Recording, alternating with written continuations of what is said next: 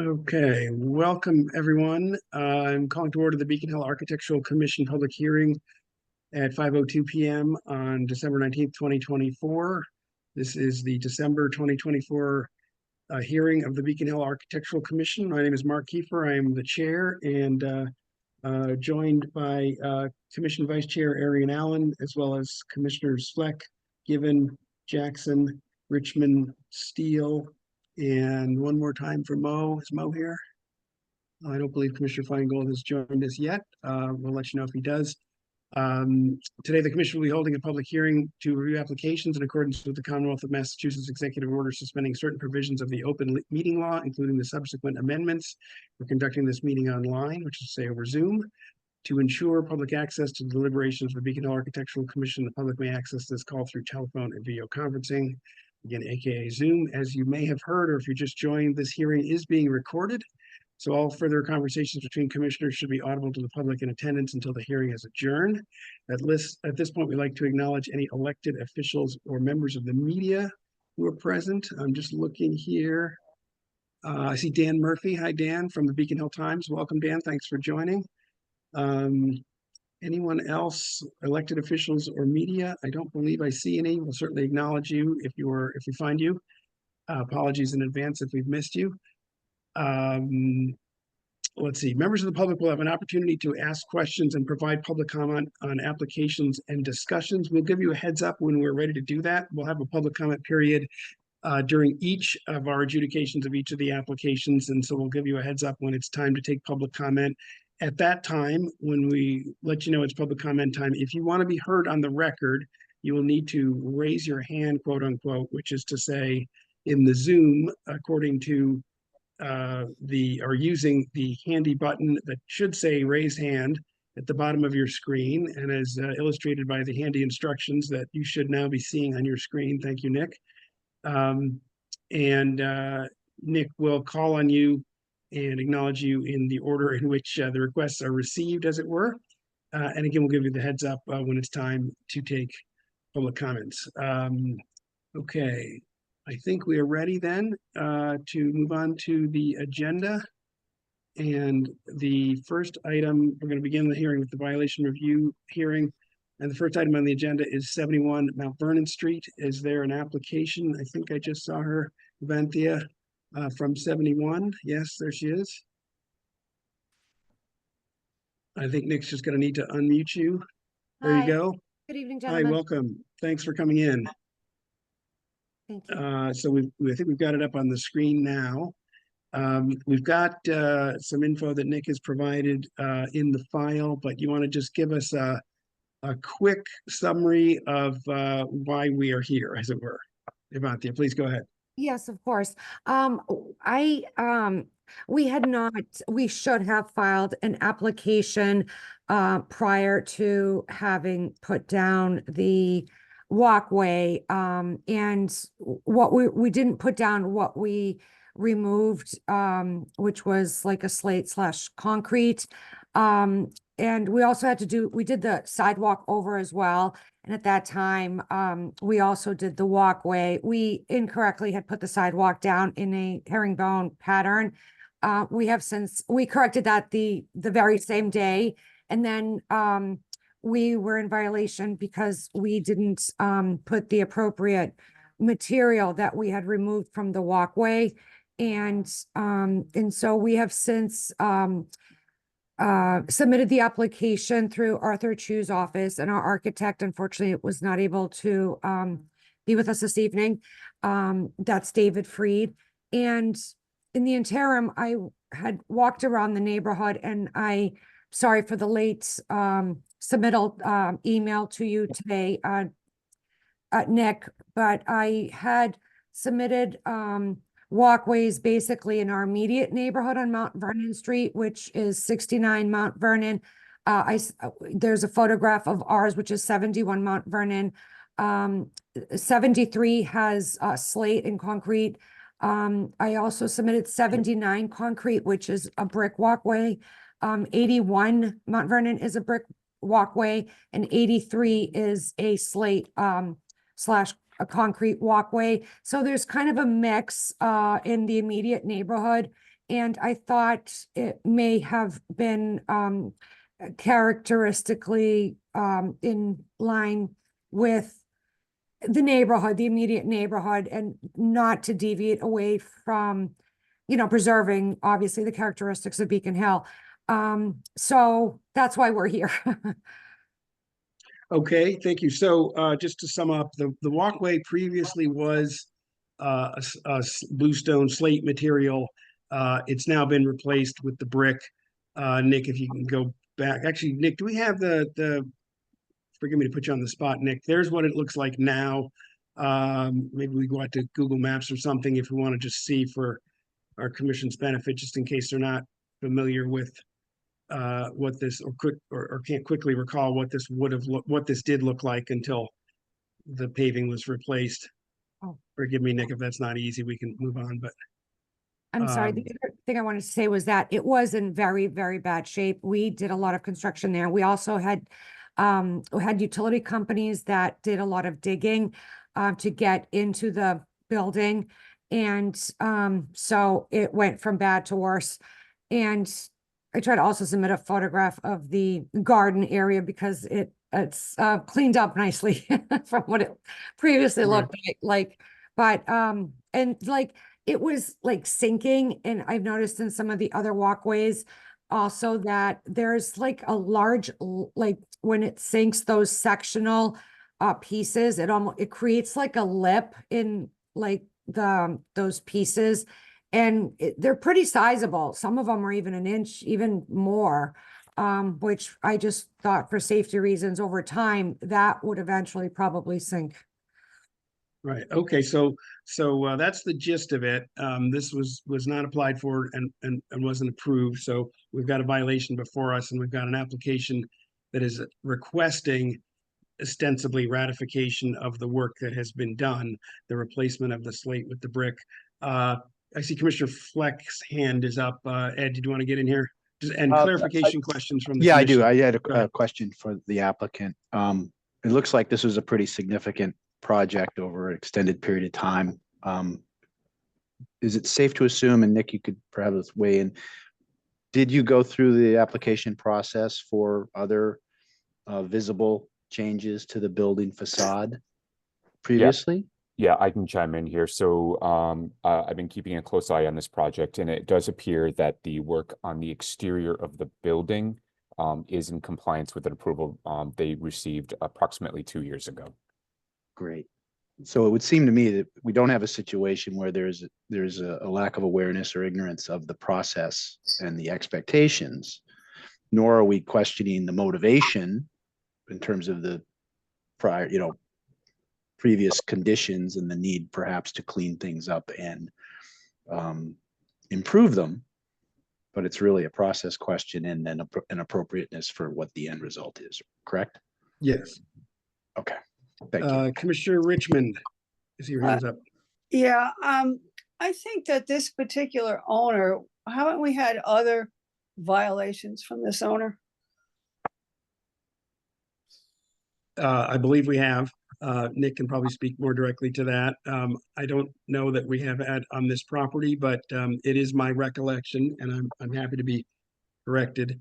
But that this is neither the first renovation project this developer, or at least people on the team for this development, have executed in Beacon Hill, and it is also not the first time this developer, or I should say, again, to be precise, members of the team responsible for this development have been cited for unauthorized work, and in particular, I believe, the removal of architectural features without permission. Nick, is that a fair statements? I think that's a very generous statement, yes. And do we know how many times that has occurred at different locations, Nick?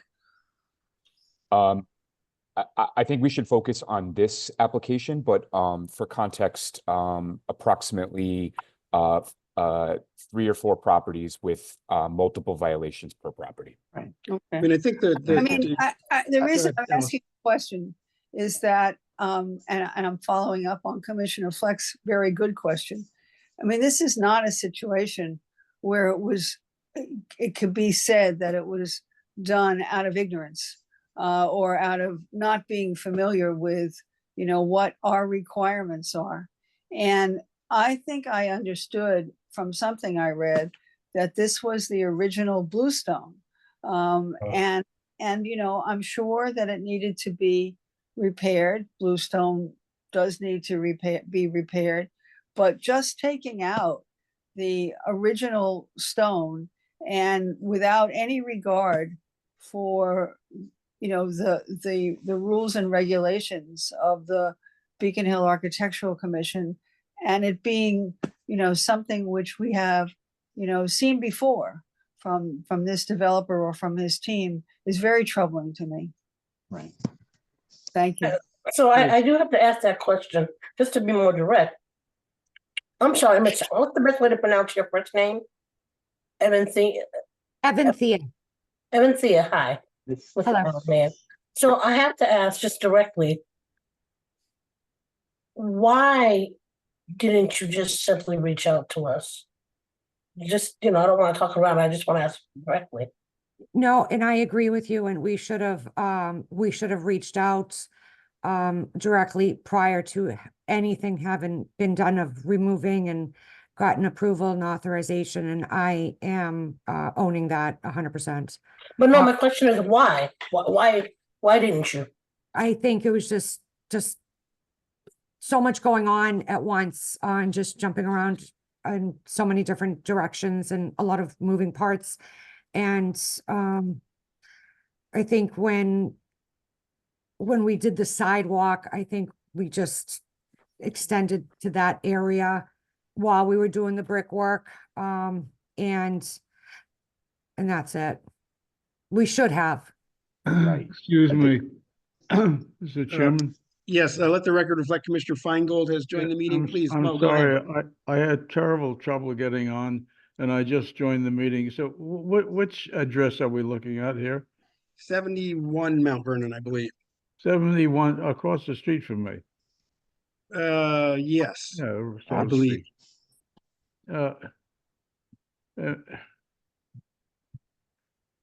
People have just done things without our Yeah, review? we're talking about just very, very quickly, the walkway, which you can see in front of us, the path between the first set of steps and the door was a bluestone slate treatment, and they've removed that and replaced it with this brick treatment that you see here, and that's what's been cited as a violation. Yes, okay. It was removed and replaced without permission. So I think we're clear then about what's happened, what was done without approval, what the nature of the work was. As for why, at least I think we've established, certainly there was awareness that we have a process and what the process is. So let's not further belabor that, and in the interest of just moving this forward. Any other clarifying questions from the commission? Again, we'll deliberate this, but any other clarifying questions as to what's before us here? I have one more, Mr. Chair. What Please, go ahead. happened? Yeah, what happened to the bluestone? It was not bluestone. It was slate and concrete, and it was in terrible condition. And then it was even worse when the utility companies came. We tried to save some of it, but it wasn't possible to save all of it. Well, You that still doesn't got answer some the of it? question as to what happened to it. Has it been thrown away? Is that it? I believe so. Okay. Thank you. Okay, anything else from the commission, just again, on clarifying for the moment, rather than, okay, let's, in that case, take public comment on this. Again, if you want to be heard on the record, you'll need to raise your hand in the Zoom using the button probably at the bottom of your panel, and Nick will acknowledge you and unmute you. Okay, first up, we have Rochelle with the Civic Association. Rochelle, go ahead. Beacon Hill Civic Association, we oppose ratification of this violation and ask that the front walkway be rebuilt to match the original materials and composition, design, color, texture, and other visible qualities to satisfy guideline A2. Only 2 of 13 similar pathways on the street are of brick, but of a different pattern, color, and proportion. The other 11 walkways are slate as existed previously here. End of comment.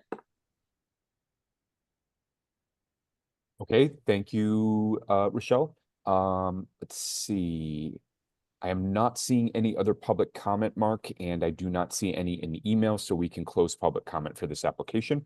Okay, public comment is closed. Thank you, Rochelle, by the way, for the historic photographs that you included with the Civic Association's comments. They, for what it's worth, further establish the historicity of this stone paving material. A couple of these examples have photos from 1909, so it's been there certainly, at least in a couple of these cases, for over 100 years at this point.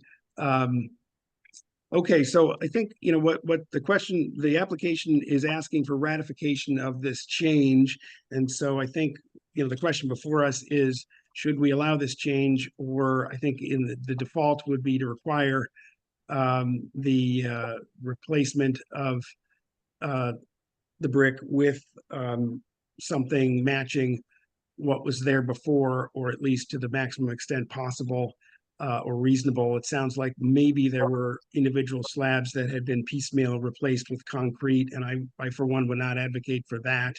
I think if we're contemplating a return to the slate treatment, we would do that consistently. I agree with that. I'm sorry, Arian, go ahead. I agree with that. Let's put, you know, as best as we possibly can. Let's Put it back, put the you're slate saying. back in. Yes. Yeah, I think I'm of that view as well. And Evanthea, just for your own benefit here, well, we appreciate that you've sort of looked around to try to get some context for this and what might be appropriate. Certainly, we do. It is as a matter of course in adjudicating these applications, we do want to understand whether to what extent a proposed architectural change has a historical basis for us, because that's one of the two standards that we work with, historical and architectural appropriateness, and the other being sort of quality of workmanship. That's why we require natural materials, copper gutters, slate roofs, stone pavers, and so forth. But most specifically, we're interested in what is historically and architecturally appropriate for the subject building. Notwithstanding the fact that a lot of buildings may have been built at a similar time period, sometimes at the same time. There are whole blocks of buildings where 3 or 4 houses were built at the same time and in identical fashion. Nevertheless, the architectural history that we're interested in is the history of the individual unique building, and that tends to vary pretty considerably. And you can see even in your block here, there's all kinds of variation in these buildings, in the styles, in the windows, in the doorways, in the ironwork. You can see in this kind of nice photograph here how much the ironwork varies from house to house, even houses next door. And so while, you know, part of the one possible clue as to what would have been here is what similarly situated houses might have today. I think the even more important one is what did this house have? And we know it had slate. We don't know that it ever had brick. And so I think to my view, in my view, to even contemplate changing it from what we know is a historical material to one about which we're uncertain with respect to this property, we need some hard evidence that the brick sidewalk or the brick path once existed at this house. And I think that's why we're at least Commissioner Allen and I are of the view that it ought to be returned to the slate. Again, we understand it's unfortunate, but what's done is done. If you no longer have those materials, I think what we'd be contemplating is replacing it with new slate. We're not asking you to try to go find them or something like that. But anyway, so that's one view. Does anyone else either want to affirm that idea or suggest something to the contrary? I support that approach. I'm not sure there's much value in an education over the motivation for our decision. I think this was a pretty blatant disregard for the regs, and we should just quickly adjudicate this and move on. Agreed. Yeah, I mean, Other similar buildings are, have no reference to having the brick walkway that are immediate neighbors. Well, it wouldn't be about your immediate neighbors.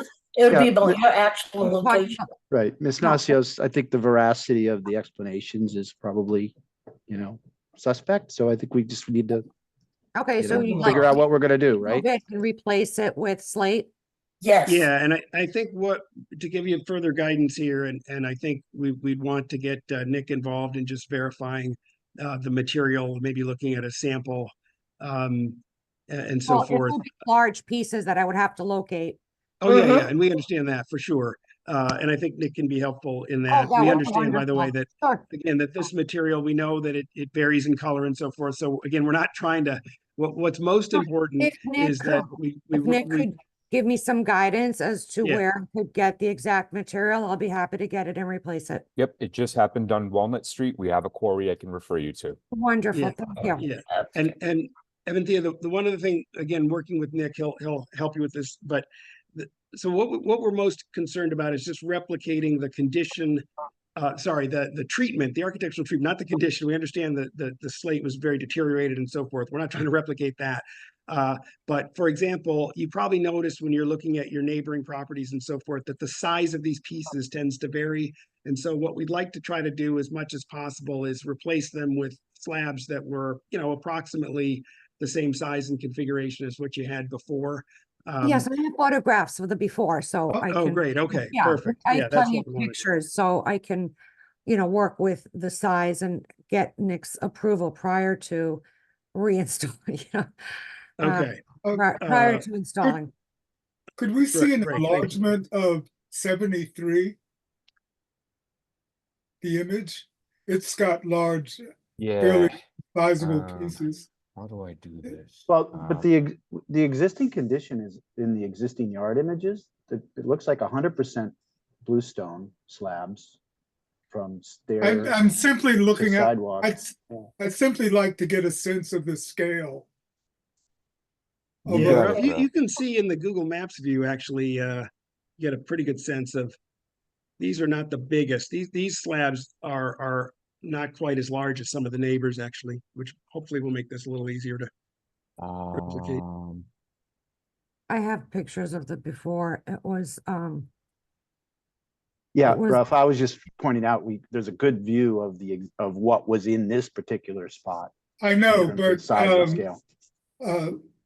I'm simply asking to Yep, be given a sense of what an orderly sort of, large stone, what one would look like, and it looks like 73, although 73, not the okay. same size, looks compelling as oh, here we go. Okay, as a way of treating. I just wanted to see it. I got it. if I got it, were Ralph. Give me a possible. second, okay? Let's see. Yes, All right.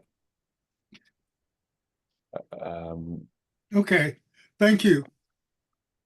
Yeah, I think there's probably a few more of them, Ralph, on the subject property than that one. They're maybe a little smaller in depth, if you were, but yeah, we'll get the before pictures and try to replicate it as exactly as I possible. just emailed you, Nick, Okay. what they look like, All right.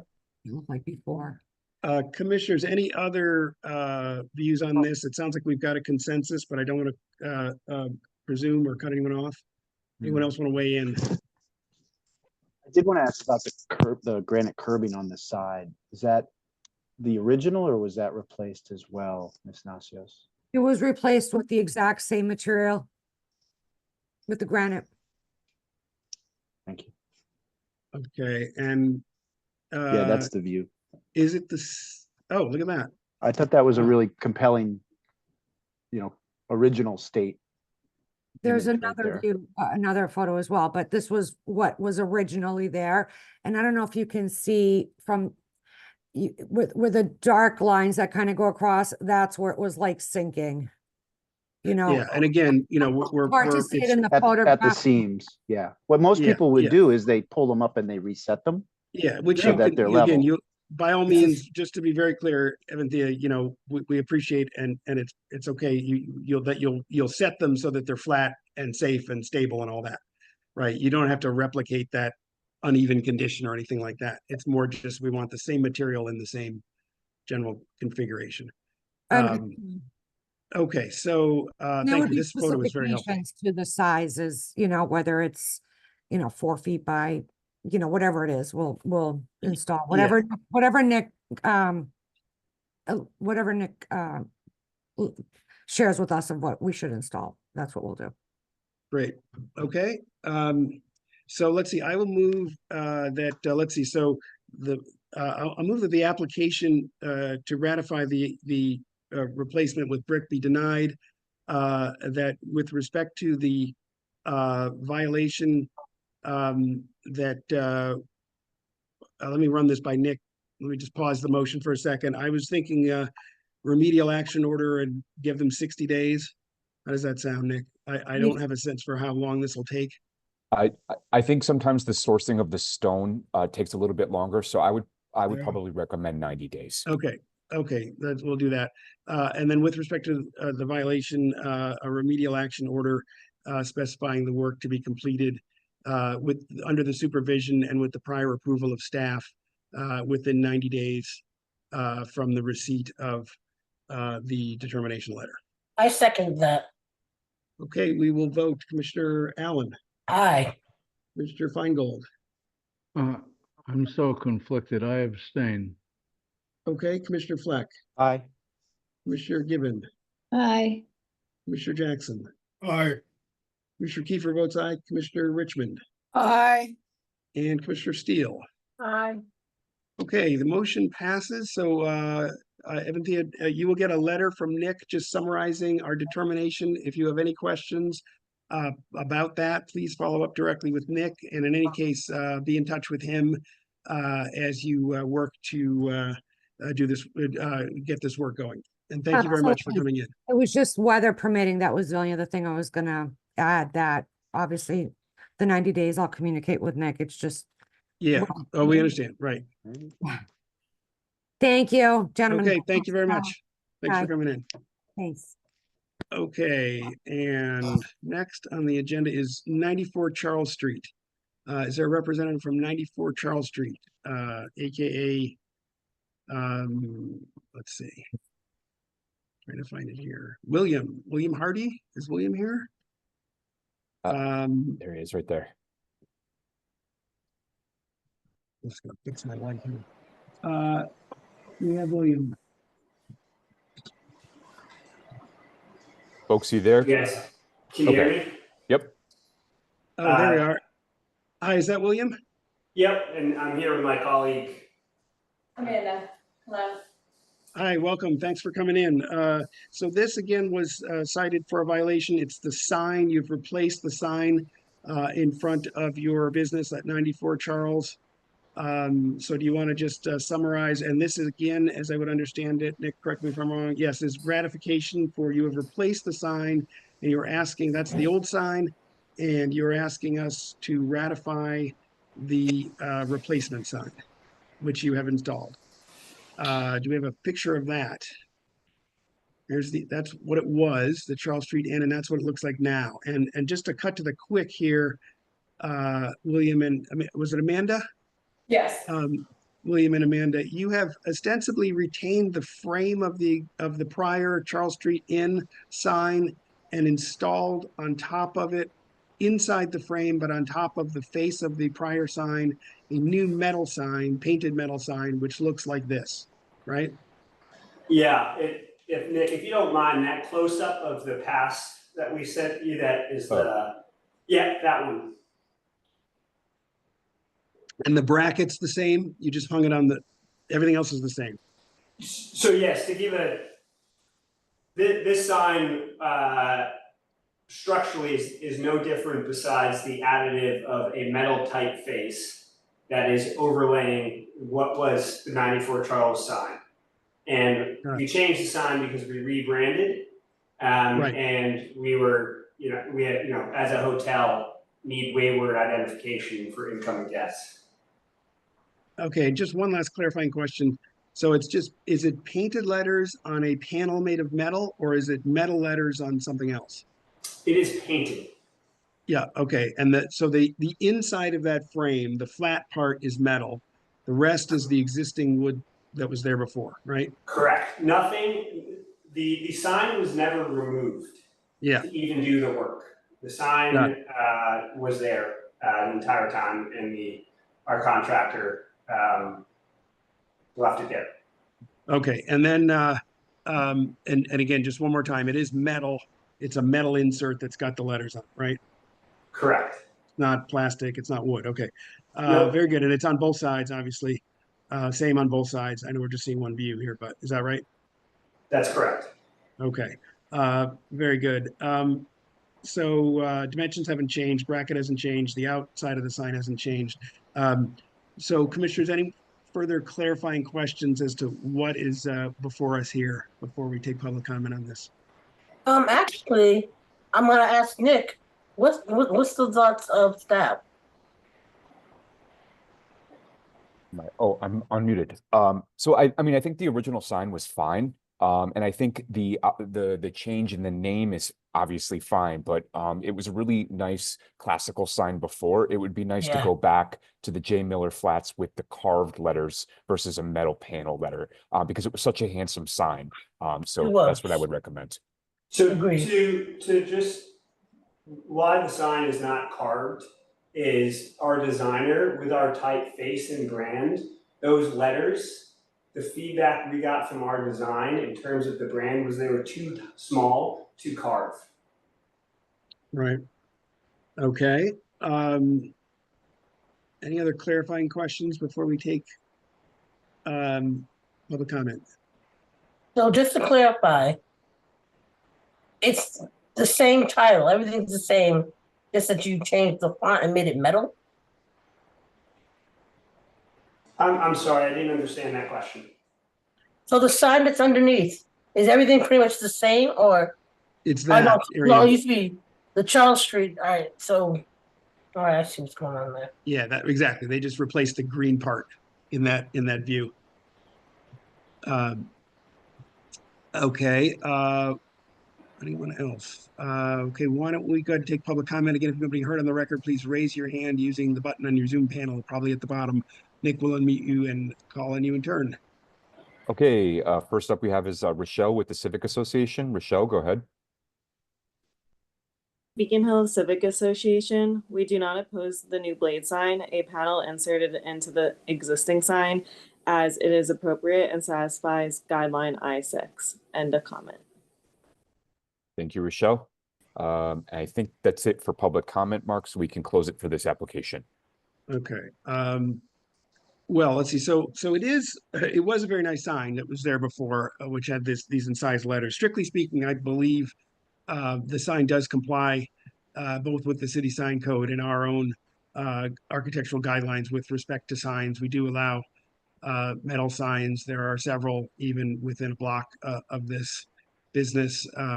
We do allow signs that are simply painted. There's one just a few doors down from this. Rather than having applied or incised letters. We do, of course, like to see the workmanship and craftsmanship that goes into the incised letters and so forth, because again, that is very consistent with not only the historical and appropriateness, architectural appropriateness standards that we deal with, but of course the quality of workmanship. And this prior sign was a prior example. So I'm personally reluctant to require incised letters on this sign. I think if they had come to us in the first instance and asked for this sign, it would be, I think, again, consistent with our guidelines in all respects, albeit perhaps a more austere version than we sometimes like to see. Let me ask you this.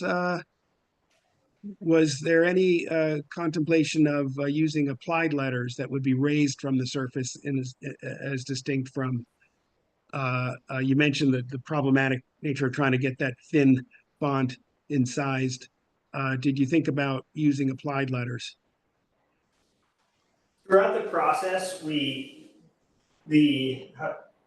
were multiple variations, meaning apply letters that are either engraved or applied. And from a design perspective and an appeal perspective, we decided on the current format as it looked the cleanest. Okay, no, I appreciate that. Yeah, I mean, right, and I don't mean to sort of second guess the aesthetic motivation. We appreciate that there's a certain amount of, a significant amount of branding that goes into the choice of these designs and so forth. We don't normally get involved in that. I was just trying to explore if you had other options that you thought you might like to pursue. But again, my feeling, commissioners, is that this is something that's consistent with our guidelines, and so I don't believe we ought to require them to make a different version of it. But I invite your comments, questions, suggestions to the contrary, or in the affirmative. Anyone else have a view on that? Well, my concern is, I mean, am I the only one who's seen that this looks very modern? And also the fact that this habit that we're seeing of people doing things, then coming back to ratify with an application after they do as they please, before they come and reach out to us. And I'm concerned that we're going to suddenly get more and more of that. Plus, I mean, in accepting this, we're going to start seeing more and more metal signs. And granted, metal is not a bad thing. I'm just kind of concerned as to how this came about, and also the fact that it does look pretty modern. Mark, can, Well, I, yeah, I mean, can I answer that? Yeah, go ahead, please. Thank you for that comment. One, this is our first infraction. We've been operating this hotel since 2012. It was a complete oversight on our end. We take responsibility. We also take this hotel serious. I've lived in Beacon Hill. I grew up in Beacon Hill. I take the history very seriously. Two, by taking this design, we were able to keep the sign, meaning the structure of the sign is the same sign that was there before. Any change that would have been made if we had to engrave wood, we would have had to remove the sign. And that was seen as an advantage because in two, the name of this is J. Miller Flats, which in our write-up, not sure if you guys saw in the application, we take the historic part of this building very seriously, meaning that the Miller family lived there for 100 years and were tailors. So it's a homage to the history of the building, history of the neighborhood, and leaving the sign there was why we ended up with doing this. I completely agree. We're not trying to abuse or try to sneak something past you guys. We take our job seriously. And so that is how I respond to that comment. Yeah, I mean, thank you. I appreciate that. Go ahead, Ralph. Commissioner Jackson, please. The historic sign seems bombastic relative to the current version. This seems very discreet, and if one looks at signage along the street, it's one of the more elegant sort of solutions, and very much in keeping with the detailing of the building, the coloration of the building. So I'm in favor of their concern for historic history, but also their recognition that branding isn't simply about replicating the past. Thanks, Ralph. Yeah, I appreciate that. I tend to agree. It's understated, particularly relative to the one that was there. Again, notwithstanding the clear craftsmanship that went into the one that was there, which I certainly appreciate. I guess it comes down to, for me, what would we have approved had they come to us in the first instance, rather than simply installing it? And I think it meets the standards in every respect. And I'm notwithstanding the fact that it is a violation, and yeah, they should have come to us first, but I'm reluctant to apply some kind of more stringent standard or require specific architectural details that are not generally required for signage of this type. to this one instance. It's the fairness issue, Arian. I think you're right to raise it, but I think it kind of cuts both ways. I think we do want to establish a standard that you've got to come to us first, but we also, I think, regardless of even if there's a case of a violation, when we adjudicate the request for the new work, we need to treat each applicant fairly, and I think in that case, that No. argues toward approval. Ed's had his hand up for a while. Oh, I didn't see that. I'm sorry, Ed. Please go Well, ahead. I lowered it. I was simply going to concur, Mr. Chairman, with your view, particularly as you said, it's compliant with the guidelines, and as a standalone decision, I'm pretty confident we would have endorsed what we have in front of us today if it had been proposed through the normal course of events. So in that regard, I'd be supportive of ratifying the violation and moving on. Okay. Any other commissioners have a view one way or the other? Yeah, I agree with all that. I agree with Ralph and with you and Ed. I think it's fine. Is that a motion, Mo? Oh, yeah, so make a Yes. motion to. Oh, did you want to? How do you turn that mess into a motion? So we would We- just, you need to, I think we've got two things before us, the violation, which we need to dismiss, and the application for the sign, which we would approve as submitted, it sounds like. I move to do all of that. Okay, Nick, is that sufficient? Okay, do we hear a second? Second. Second, Okay, it's been moved and seconded. We will vote Commissioner Allen, Bye. Commissioner Feingold, Aye. Mr. Fleck, Aye. Commissioner Given, Aye. Commissioner Jackson, aye. Commissioner Kiefer votes aye, Commissioner Richmond, Aye. and Commissioner Steele. Aye. Okay, thank you both for coming in. Thanks for bringing this application for us to fix this. Thanks for being a member of the community for a long time, and obviously we appreciate that you do know the process. And but nevertheless, you'll get a letter from Nick summarizing our determination. If you have any questions about that, please feel free to follow up with him directly. Thanks again for coming in. All right, thank you guys. Sorry about it. Won't happen again. Appreciate it. Thank you. Bye. Okay, and next is Oh, boy. 222 Cambridge Street, 222 Cambridge. Sean, I believe. Serato Signs, is Sean here? Oh, I think I see a raised hand. There he is. How are you?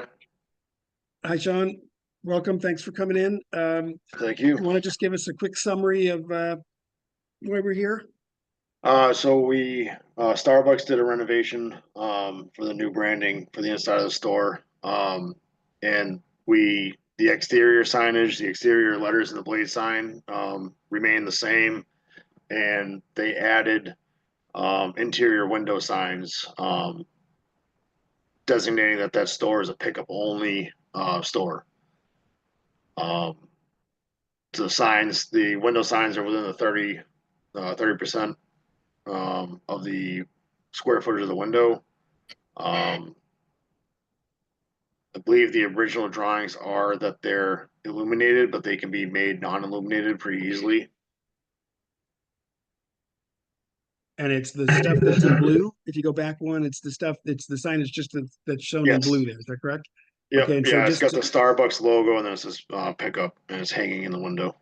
Okay, and just to orient us a little bit here, the top portion of the panel here is the Cambridge Street view from Cambridge Street. The one on the bottom is the view from, is that Irving or a Yes. side street? Let's just call it.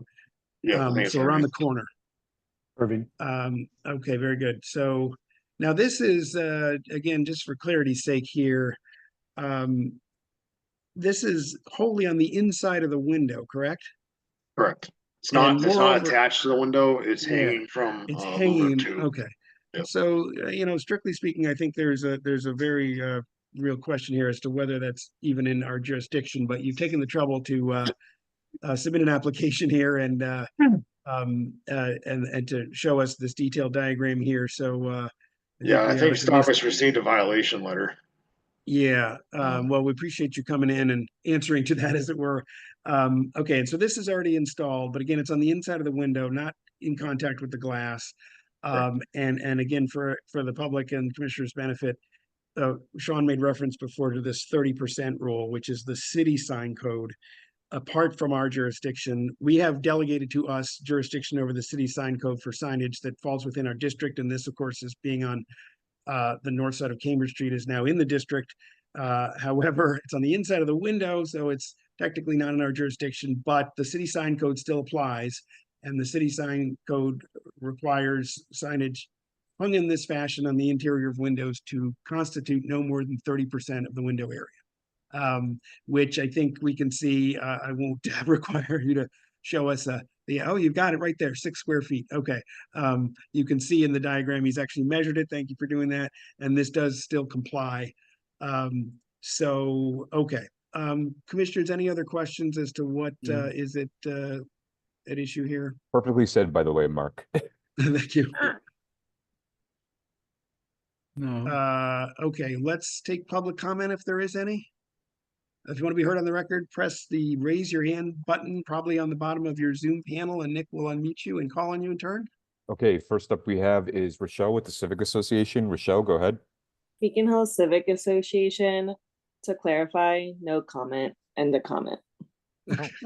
Okay, Um, all right. Let's No other public comment for this, Mark, so back to you. Okay, so I think we have 2 choices here.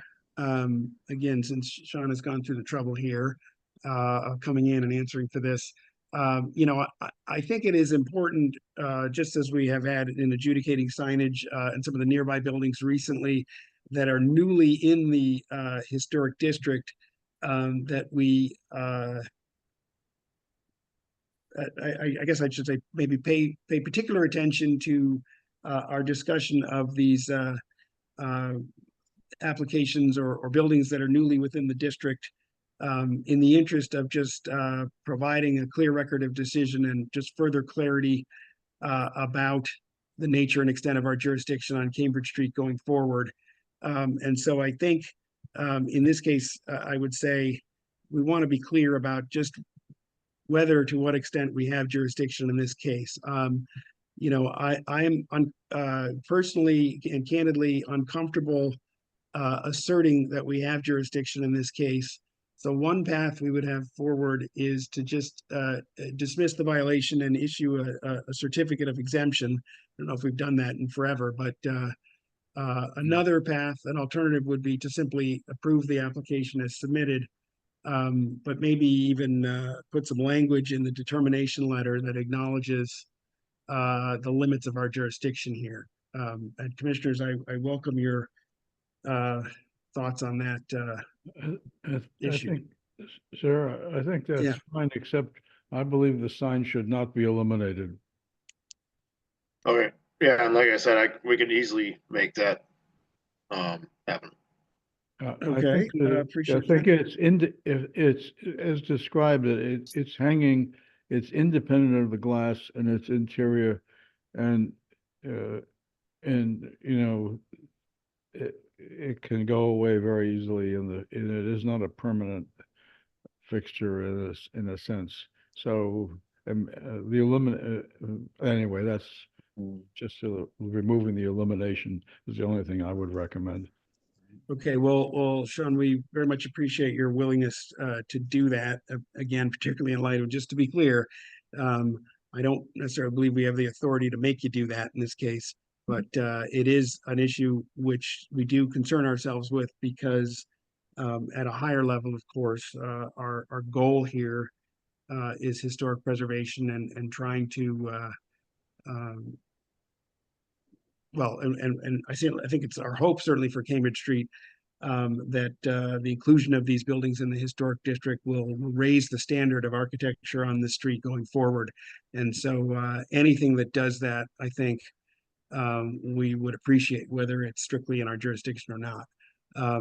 Anyone else have a thought about? Mr. Commissioner, I'm curious whether, it seems to me it's a question of fact as to whether or not it's in our jurisdiction, and we should settle that. And then for consistency, if the decision is it's not, then we're done, and we shouldn't necessarily waste time, opining on lit, not lit, et cetera, because the first decision, renders those questions moot. If on the other hand, we think it's in our jurisdiction, we say so, and then we're free to provide guidance to the applicant. But I would hate to muddy the waters by hemming and hawing over jurisdiction, but meanwhile, we're also debating the aesthetics. So sort Okay, of fair enough. I take them think- in sequence, render, if we're comfortable, I establish the agree fact with in or out, and then we can decide whether we have more to do. Sure. Okay, let's do that. Commissioner Richmond, do you Alice? want to weigh Yeah, in on that? please. Well, I just agree with what Commissioner Fleck just said. Either we have jurisdiction or we don't. If we have it, then we can do what Mo suggests. If we don't have it, I think that's the end of the discussion. Okay. Yeah. Anyone else have a view on that? I mean, that makes the most sense. Otherwise, we confuse people, right? Exactly. Yeah, that's what I was getting at. And Sean, for your benefit, I think because this is Cambridge Street, because this building is newly in the district, I think really it's in everyone's best interest if we are as clear as possible as to what that means as a practical matter for buildings on this side of the street that may be contemplating architectural changes, and particularly when it means that notwithstanding the inclusion of buildings in the district, that some of those architectural changes may be within our purview and others may not be. Obviously, the ones that can't be seen from a public way, for example, are nevertheless still not in our jurisdiction, even though the building is in the district. And I think this, in my view, falls into that category. I don't believe it is in our jurisdiction. Mark, We point knew, we knew from the get-go that the initial impact we were going to be dealing with was signage.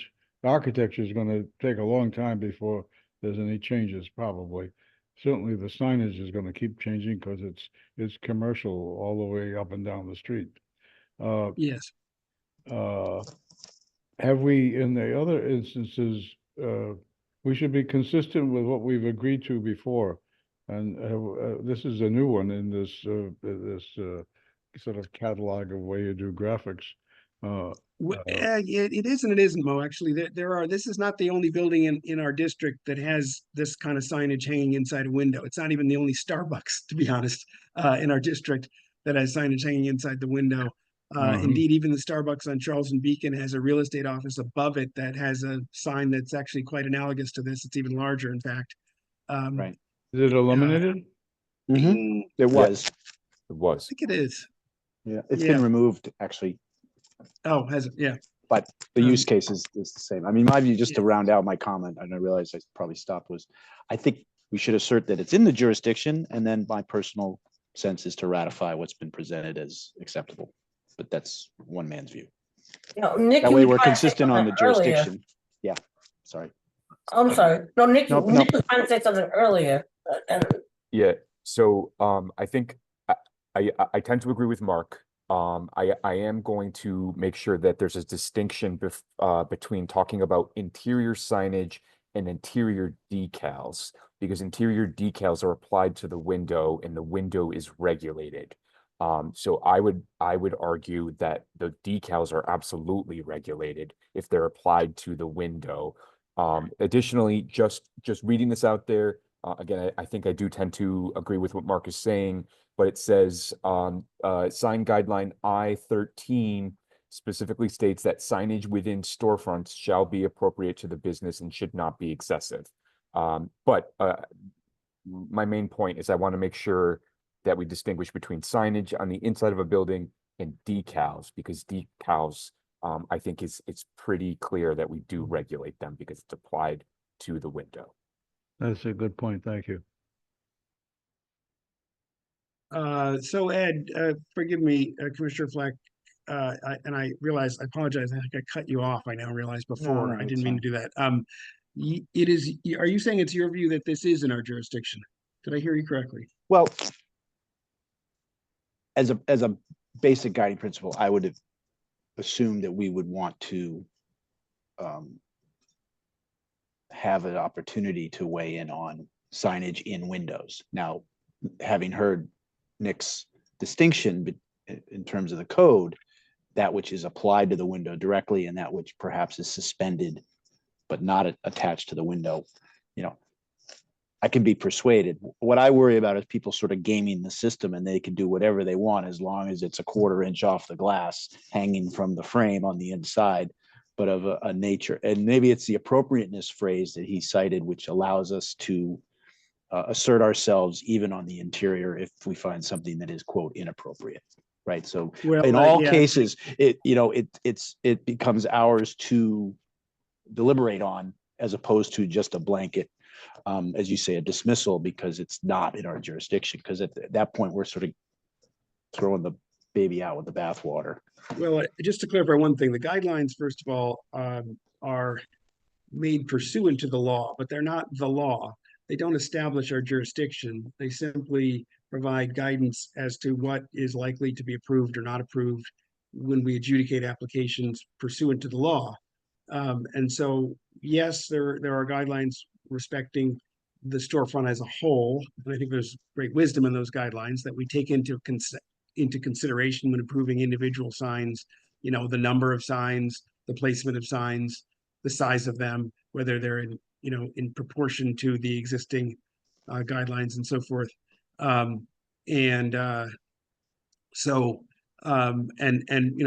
So this is the city sign code, right, Nick, that we're looking at right here? That's correct. It's Article 11. Yep. Yeah. So the applicant is still bound by the city sign code, but I would likewise be really weary of asserting our ability to administer the sign code for things that are not in our jurisdiction. I think to answer the question directly, Ed, yeah, I think we want to. We have jurisdiction over certain aspects of signage, and certainly we want to have a clear record and a consistent record on adjudicating those aspects of signage that are within our purview. But I think part of establishing that clarity comes from drawing a clear line between what is in and what is out. And I think particularly in the case of Cambridge Street, this is a test case of that. So it's particularly important since it's the first sort of canonical example of that that's come up since the building has been put in the district, that as much clarity as possible is really, I think, called for here. And so that's No doubt. why And that was my first comment way back when, right? Let's adjudicate that, and then we'll decide how much we have to say about it if in fact it did. But I could go either way depending on what people think.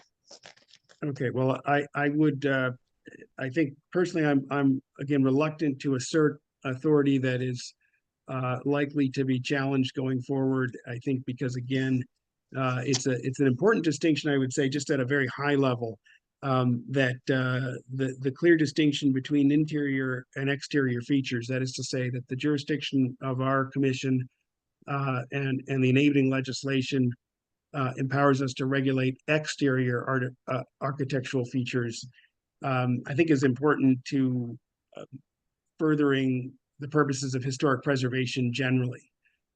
Right, that we want these buildings to be preserved on the whole. We want them to remain in good condition and used for vital purposes within the community and contributing to all of the good things that make downtown Boston livable and so forth.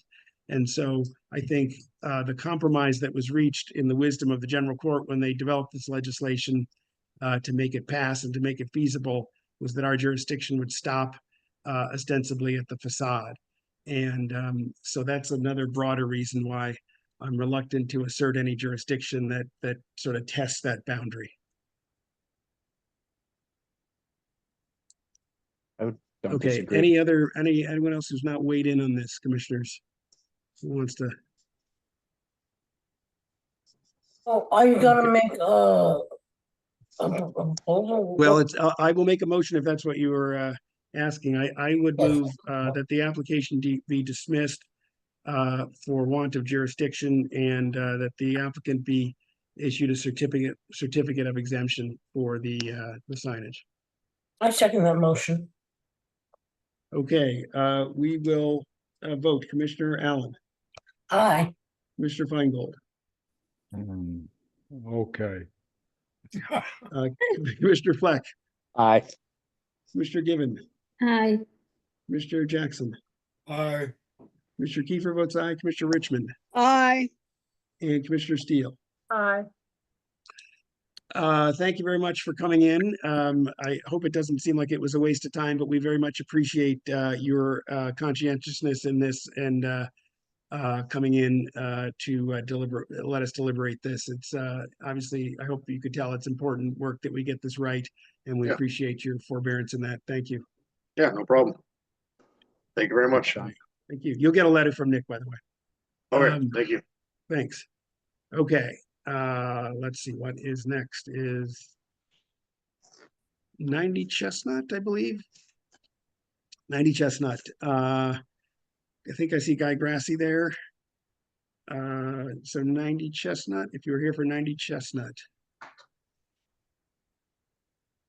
Yeah, you should Yes, be I able to do see. unmute yourself. There he is. There he is. Hey, there we go. Hello, Guy. Welcome. Thanks Good for coming evening. in. Good evening. How are you? Well, thanks. How are you? Good. So you want to give us just a quick overview? We've seen the plans, of course, but what you are proposing here. Yeah, sure. Should I screen share? I would love that if you could. Let me just Yeah. make you a co-host. Yeah, let me do that. Okay. Go I ahead. guess you have to approve it. There you go. Go for it. Okay. I assume you can all see my screen now. Yes. Let me get the drawings up. The project at 90 Chestnut's a small townhouse on the flat of the hill. A fellow named Colin Yip owns it. He's owned it for a couple of years now, and he's doing some renovations.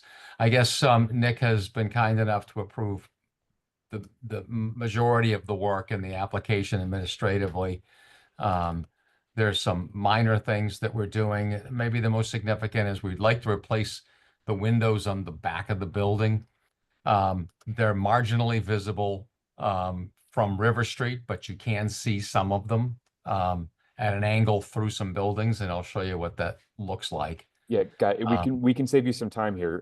We just need to talk about those windows that you just said, the roof deck and the trellis. Those are and then the mechanical equipment on the roof. Those are the only things we Right. have to talk about today. Right, and then there's some structures we're proposing on the roof, some alterations and additions to what's on the roof, because there's currently a roof deck up there and there's mechanical equipment up there, but we're moving some stuff around. And we've done the mock-ups, and most of it's not visible, but there is some marginal visibility of an altered roof deck railing, and the HVAC equipment is marginally visible. But we'll, I don't know how many of you had a chance to see it. You can see some of that stuff through the trees. But I'll show you what we've got. And the photos we took were about 3 or 4 weeks ago of the mock-up. Unfortunately, there was still a lot more leaves on the trees then, so it's probably more visible now than it was, when I saw it last. It is indeed, yes. Yeah. So, and that's understandable, and we'll obviously do it whatever it is you want us to do. This is the facade of the building. This has mostly been approved administratively, so there's nothing really to talk about here. There's some of the angles you can see it from, and this is probably the angle that you will see some of the mock-up from through this Yes. tree. And again, I've got later, this was taken even earlier. This was this summer, but I have the mock-up photos here. And again, just as you move up Chestnut Street, obviously you can see more. We're not really discussing any of this. Here's some photos that show the visibility of the back. So this is from River Street, from the opposite side sidewalk. The building is right here. So none of the roof deck work is being altered. The only thing we're altering on the back is we're proposing to replace some of these windows. And they're old. They're in decent shape. I don't know if they're original or not. They're double hung. They're, sash and cord.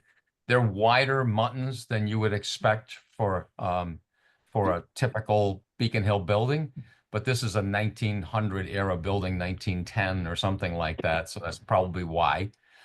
So they could be original windows. I can't tell you that they are or they're not.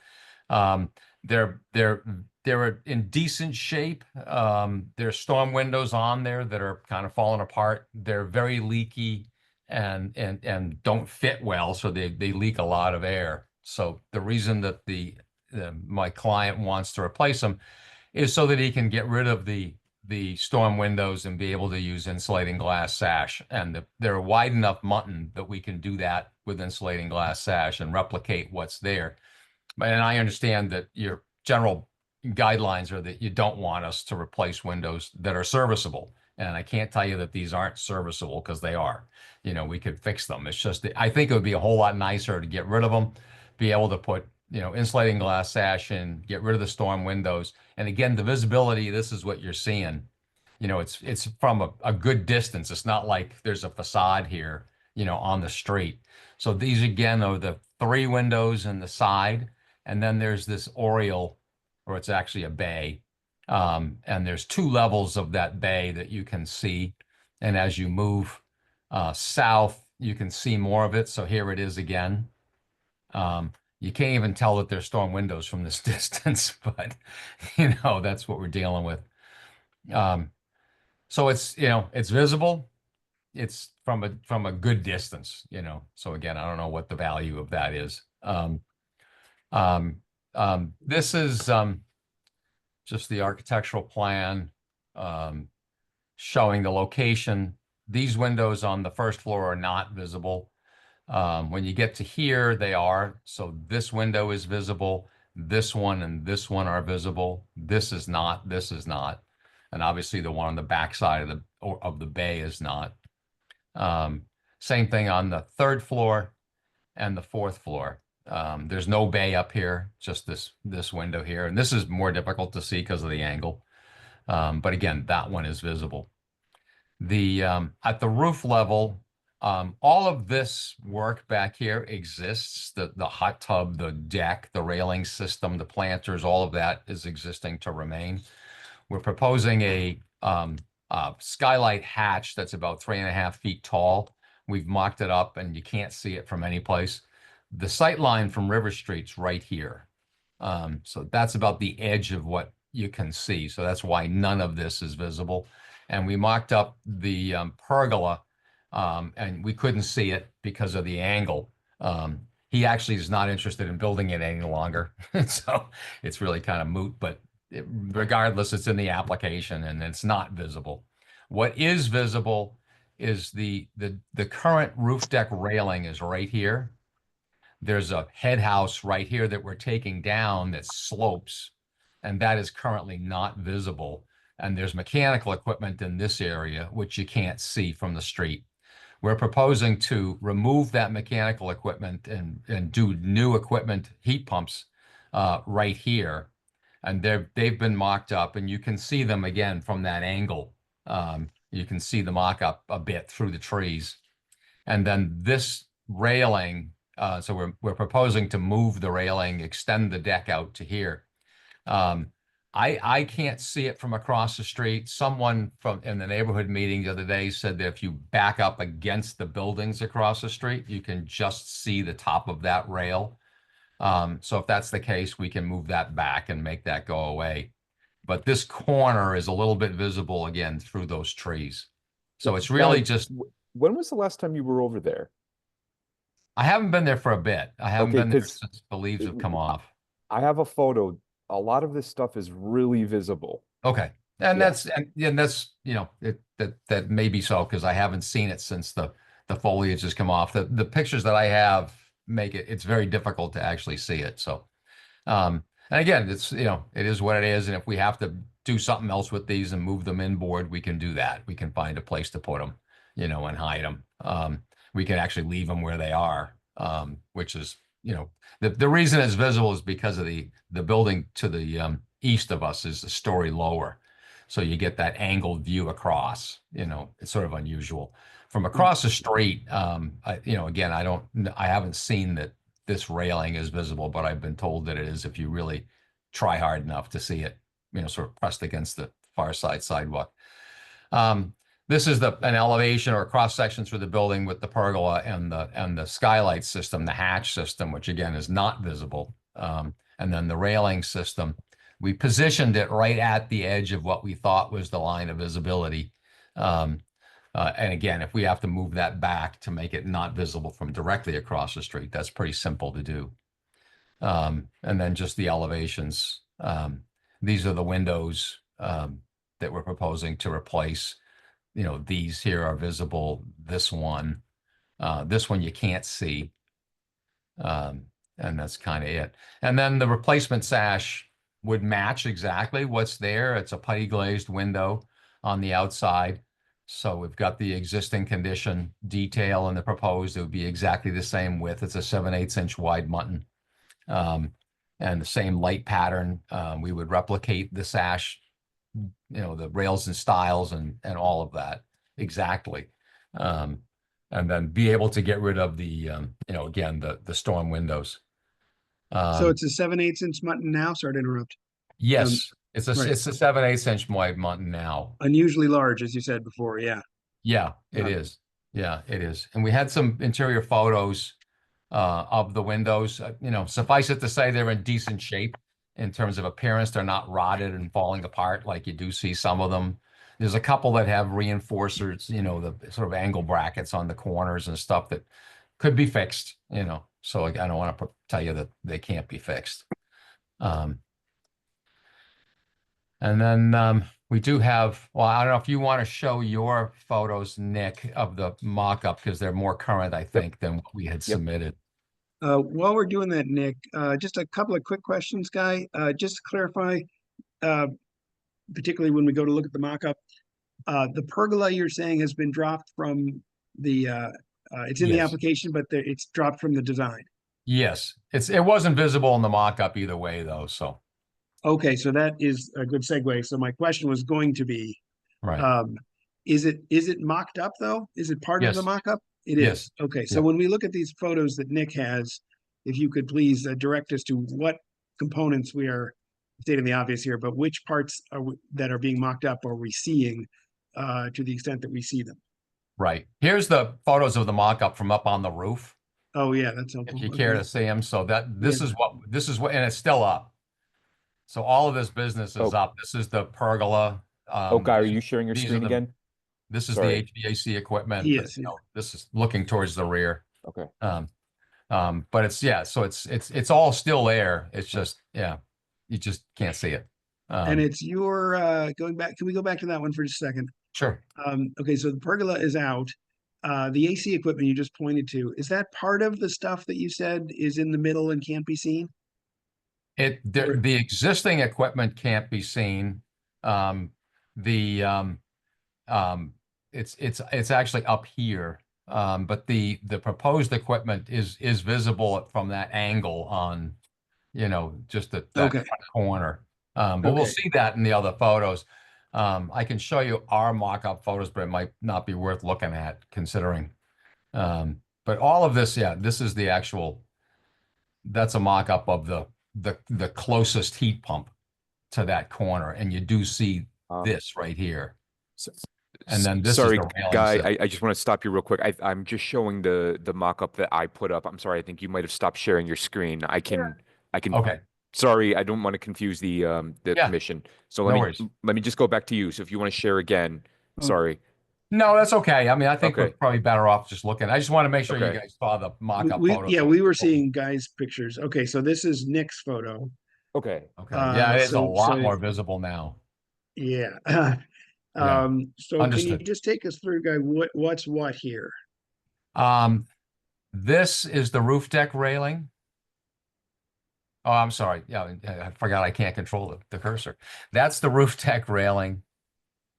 Right. And then to the left is the heat pumps. Okay, Right, so this, and then- yeah, this, that we were just looking at in your Yeah. photo, so And that's. and sort what's of over tall, there to the thin- left with the mount? Is that the pergola? That's actually it's interesting. I didn't realize you could even see that at all. That's a sort of a fence wall that we are proposing to build. So we couldn't see that at all, you know, after we built The it. the but- north margin of that staircase?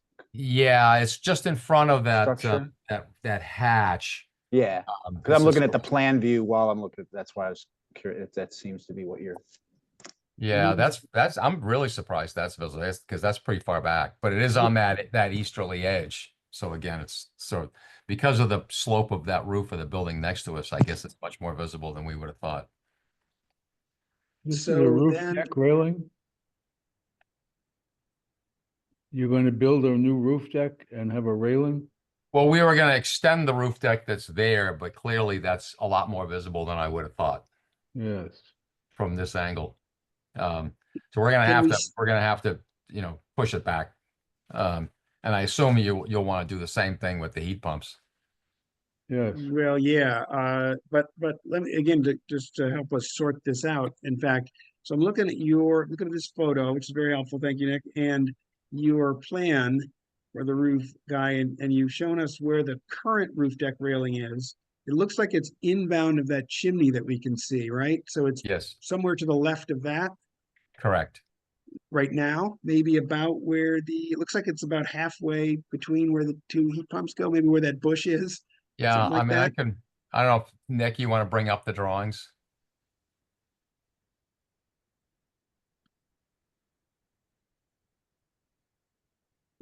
So Page, in other words, page we might be able 13. to, Oh, you just went past it. Yeah.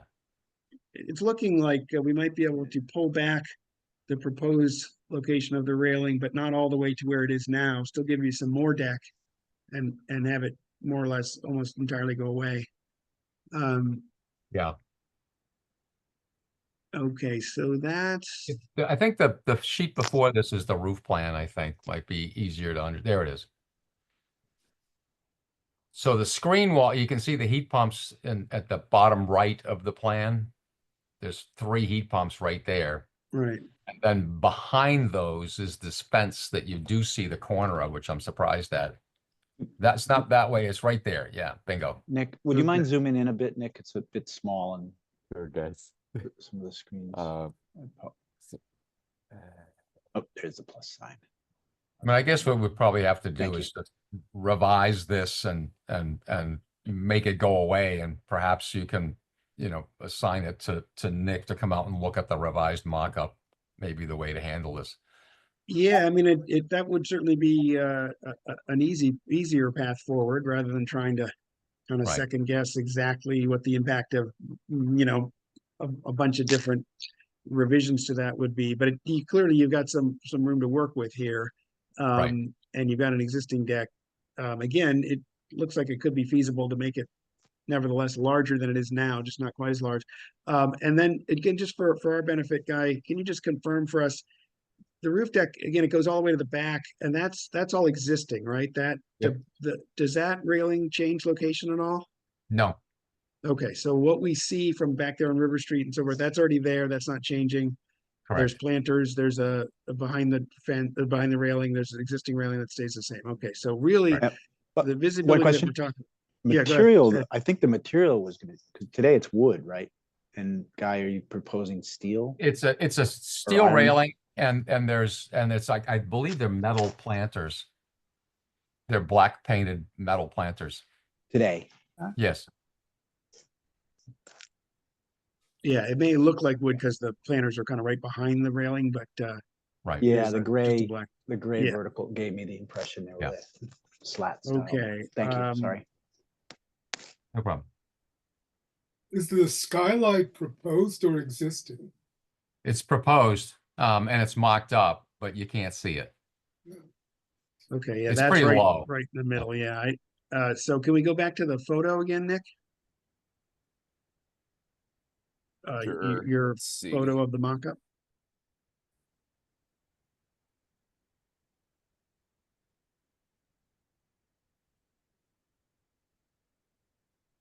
Oof. Yeah, because it's left of that leftmost Yeah, portion of the mock-up, behind right? that fence, yeah, Yeah. that you do see, but Okay, but now Yeah. this thing that was pointed out before that is right next to the chimney next door that you were just saying is some kind of fence, though? What is that on your plan? that was just forward of the skylight. And I'm surprised it's visible, but it clearly is. So that's this structure right there, right? Okay, and that's a screening fence for some of the Yeah, it's just other- a screening fence for an outside shower he'd like to construct there. But you know, uh, we'll have to do what we have to do with it. We'll have to move it someplace or get rid of it Okay, well, and make that not visible. Yeah. yeah, I mean, it sounds like there's room to maneuver here. That might make this easier. Commission, any other clarifying questions? And Nick, have we covered or Guy, have we covered everything that we now would understand is visible? I think so, yes. Okay, very good. And again, by the way, just for what it's worth, I did also take a look at this, and yes, you can see the very top of the front rail if you are literally leaning against the building on the sidewalk on Chestnut Street, but you move a little bit forward and it goes away, just for what that's worth. So the sight line we're concerned about really is that corner from River Street where Nick has taken the photo from. Commissioners, any other clarifying questions as to what's proposed, what's been mocked up, what's visible, or anything else before we take public comment? Okay, in that case, let's take public comment. If you want to be heard on the record, please raise your hand using the button on your Zoom panel. Okay. I just noticed that, go ahead, Nick, go ahead. Oh, I was gonna call on Scott. He's had his hand up since we started, so. I was just gonna say that. Yeah, I just noticed Yeah. that, sorry. Scott, go ahead. You should be able to unmute yourself. Yes, hello. Can you hear me okay? Yes. Thank you. Please go ahead. I'm Scott Patton. I submitted a commentary on this. I just wanted to confirm that you received that. I'm in a butter at 88 Chestnut Street. Hang on, Scott. Yep. Let me just double check my files, okay? It was let's submitted see. yesterday or the day before. Did you use the portal or did you send it in via email? I used the portal. Perfect. Thank you for doing that, by the way. You're welcome. Yeah, let's see. And then I think I also sent it in by email. I did both Okay, because I had some attachments, some photos, and some surveys. okay. And I apologize to the commission. I have a flight that is boarding in 6 minutes. So I would just, and obviously there's a bunch of things to be revised here. My issue is that Mr. Yip at 90 Chestnut has a series of zoning violations and trespasses. He has HVAC equipment, gutters, downspouts, foundational work, window frames that are all trespassing on my property. That's been confirmed by a stamp survey that I was requested to conduct at his request. And he also conducted a survey confirming the same.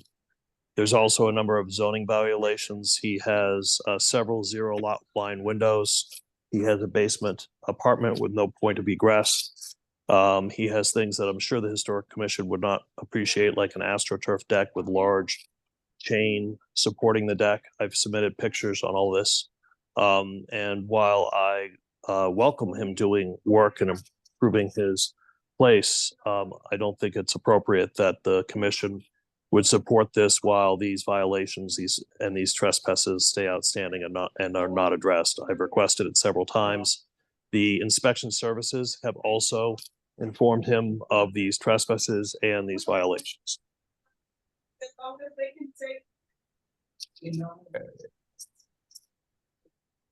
Okay, thank All you, right. Scott. Thank you, Scott. And I do have your email here and I'm forwarding it to the commission as we speak. Thank you. Thanks. It has photos where I've drawn in a red line some, but not all, of these trespasses. And just for the commission's notice, in terms of good neighborly policy, I actually offered to remove all those trespasses, to reposition HVAC and other things onto his property at very generously at my cost, and gave him a reasonable time frame to respond. His response was to send lawyers my way and tell me that I was trespassing on his property, and then requiring me to get a survey, which I did.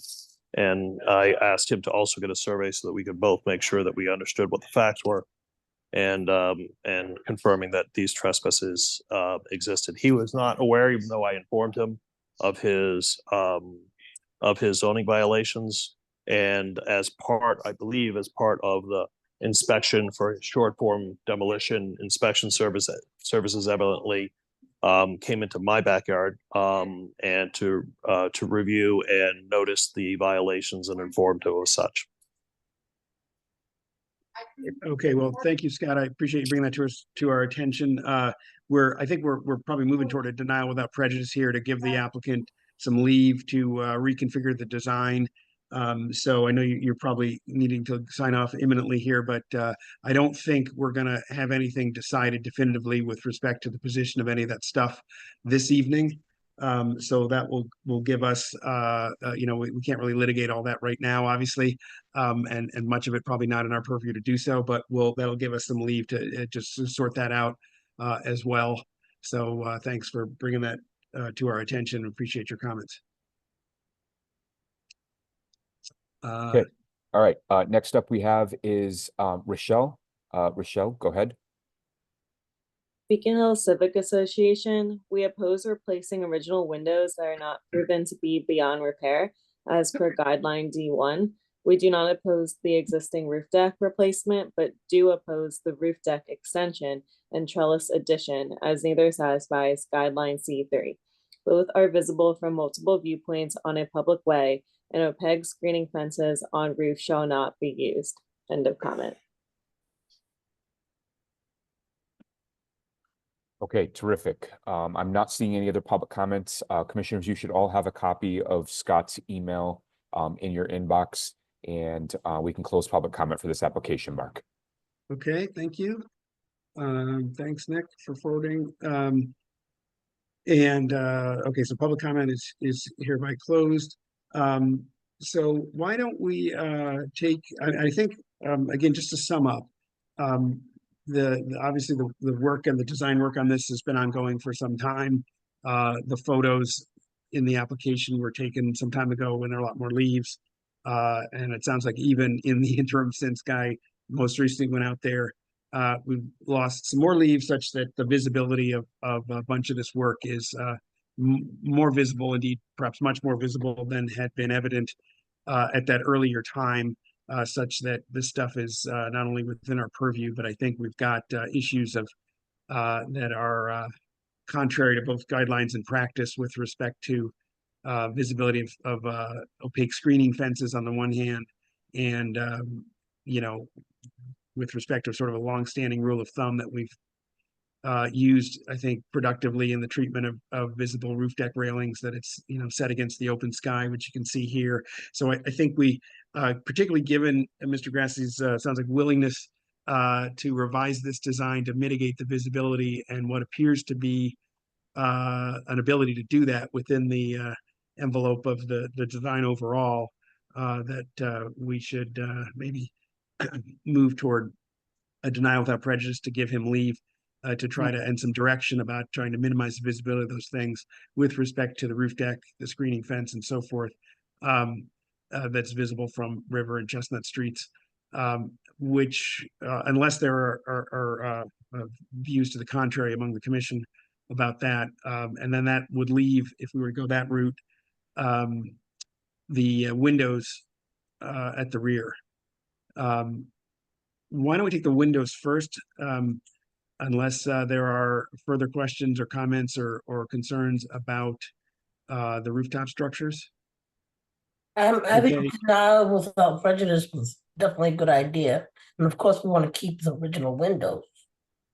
So let's talk about that for a second. Yeah, okay. Okay, it sounds like we've got some support for just a denial without prejudice, giving Mr. Grassi leave to reconfigure this and see how much of it we can make go away, or at least significantly mitigate its visibility, visual impact. So with respect to the window, Guy, just a clarifying question. So again, we've established these windows are a little unusual in that they already have thicker muntins than we might expect for something of this general style, such that your proposed replacement windows with insulated glass don't change the muntin thickness, which is an interesting and obviously very rare circumstance.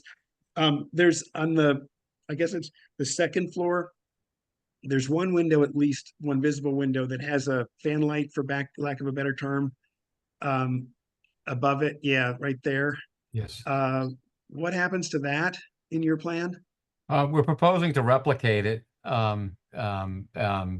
we could keep that if that was important, you know, to retain as just single glazing. It's not that big an area that it's really a problem, and it's not operable, so it's not leaking air. Right. What's the date of this building? Do we know? I mean, it's flat of the hill, so it's obviously, you know, probably late 19th, early 20th century, but do we know the exact date? I want to say it's 1910 or 1915, something like that. Staff Yeah, says that sounds about 26, right. Mark, 1926. Oh, is that right? right? Is it on there? Yeah, George that may be Nelson right, yeah. Jacobs. Yeah. Oh, it was Henry David Sleeper's house. There you go. Yeah, so it's obviously got a lot of architectural significance and historical significance, being the home of such a noted figure in the design world. It's also obviously unusual and eclectic, as was his trademark. And so I think to the extent that we do have original architectural elements here, which is conceivable, I suppose, given the vintage, we ought to be reluctant to remove them. At the same time, I think maybe, well, I'll just raise it for discussion. There's storm windows on there now, and they would come off. So there's a you know, I guess as there often is, a preservation versus visual appearance aesthetic trade-off here. Hi. Well, wasn't it mentioned earlier that you actually couldn't tell the storm windows? Wasn't it said earlier? Oh, I could see them on the bays anyway. It's pretty clear No, because but they're if you took off the storm windows, can you can redo the glazing since they have a thicker molding to put in insulating glass, can you not? yes. It'd be that's the, it would be difficult to modify the existing sash and put in insulating glass just because of the depth of the mountain.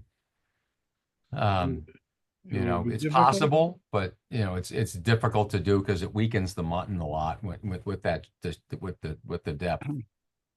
Well, oh, I see what you mean, yeah.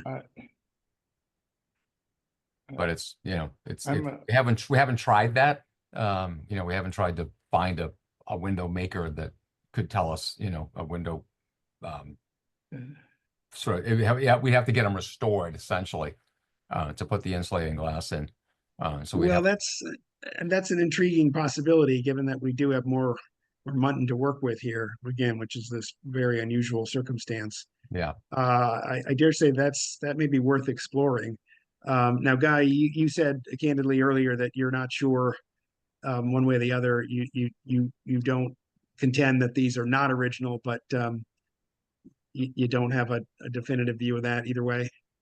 No, I mean, they could certainly be from 1926. They could also be from 1950. Yeah. No, it's just hard to tell. They're surprisingly decent looking on the inside if they're from 1926. It sort of would surprise me that they're. My first impression was that they were replaced, but there's no way for me to be able to tell you one way or the other. The Right. window ways and the, you know, the brick molds and everything else look to be original, but it could be that somebody replaced the sash somewhere along the line.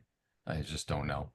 when this presentation began, you began with the windows, and I saw no problem because of the very extreme limited view from the public way of the windows that there was no problem with my view of replacing them. And now you brought up the fact that I don't know who was the original architect you discovered was significant? George Nelson well, it was- Jacobs. Who? George Nelson Jacobs. George Nelson, last name I don't know. Jacobs. Jacobs, George Jacobs, I don't know that. I mean, that gives it a little added twist. But it's just my view was you couldn't see it, you can hardly see them from the street, that replacing them with new windows was a nice idea, but if you all think that, you know, there are a lot of views about historic fabric that I've heard about and through the years, if it can be done because the thicker mountain exists, then I would think that you would try to do that. Yeah, I mean, Mo, I'm kind of inclined to agree to at least explore that, because again, it's normally not an option, right? To Yeah. restore a sash and add another layer of glass, because the muntins are already too thin to support that. Yeah. In this case, this unusual circumstance, they're already as thick as they would be if you were to make a bespoke That's right. insulated glass sash. And so, you know, and it maybe they could look into this and find that it's not feasible, but since I think our inclination is generally to preserve and restore rather than replace whenever possible, and you know, to insist on that in the case of original windows that are salvageable for that purpose, that are capable of being restored. We don't know these are original, but we think they might be. And it sounds like they might be conducive to this rare treatment of a restoration that would, in Right. effect, upgrade them to insulated glass without any exterior aesthetic implications, which would be, I think that's worth pursuing. I mean, I the, agree the, with the, that. the difficulty with doing that is that they're sloppy in the window ways. They're very loose and they leak a lot of air. And so just replacing the you know, with insulating glass is not going to stop the air infiltration. And it's much trickier to do that, to try to weather strip it because the problem is that it's an older house and things have sagged and bent and, you know, a little bit out of plumb. That bay is not very square and the windows aren't square. And that's half the difficulty of the restoration. You still have windows that are, you know, that are leaky. Okay, So- so Guy, just a little earlier, you had said that it was doable. Just You not can, like, it's yeah. possible. Well, what I'm saying is you can restore them, obviously, but the issue is that I'm not sure that it's going to make a lot of sense for Colin to remove the storm sash and put in insulating glass in these units, because he's still going to have a very leaky window. It might be helpful to have photographs of the windows rather than these drawings. I'm wondering what's the cross section of a muntin look like? We have, well, I have some close-up photos if you want. I can show you. We have several photographs of the windows themselves. Mr. Grassi, you're familiar with what, you've been before us before. Oh, yeah. And so you know what the drill is about windows. What's your objective opinion about it? I mean, I think for all of the reasons, for the fact that it's very difficult to see them. You know, you see them from a distance at an angle. You know, a couple of them you do see square on, but they're still, you're looking down an alley to see them. It's not like they're in a facade. That's somewhat unusual. The secondary problem is that they are very loose and very inefficient, and they leak a lot of air. You know, and then you've got storm windows over there, which is on top of everything, which are not very attractive, you know. So I think at the end of the day, the best solution, and I think it's a historically accurate solution, is to replace the fabric of the window with an identical window that is tight, fits the frames properly, and will have insulating glass. And then that's a fix that'll last, you know, the next 50, 60 years. You know, it's Yes. the proper way to do it, you know. Thank you for that. I appreciate it. But here are those windows. This is probably a good one to look at close up. So you can see the windows are in decent shape. They're not great, but you know, they're serviceable. There's the storm window outside. You can see how fat the muntin is. It's much, you know, this is a small window that we're looking at. I can show you. Here's a larger unit. You know, they kind of are what they are. There's nothing really special about them. The angled sashes were kind of handsome, that top-down view. That was unusual. The previous picture. Oh. I just thought it was interesting. Are there others? Yeah, that one. See on the angle. These look almost on the identical to the sides. windows in the front. I'm just going to throw that out there, and the ones in the front are original. So See Some the, are, the angles to yeah. the jamb? Okay, so if they are identical to the ones in the front, then, and the ones in the front are original, then let's keep the original windows. But how do you replace the single pane with insulated glass? I'm not seeing. Well, there's I've seen Sean it Kreitz done. does it every day. Yeah, yeah. Yeah. When you have a big enough mutton, Ralph, I think they have the latitude to router it out and create enough space. There's enough depth to the mully. Well, that's a question. Is it gonna be They strong look enough? shallow.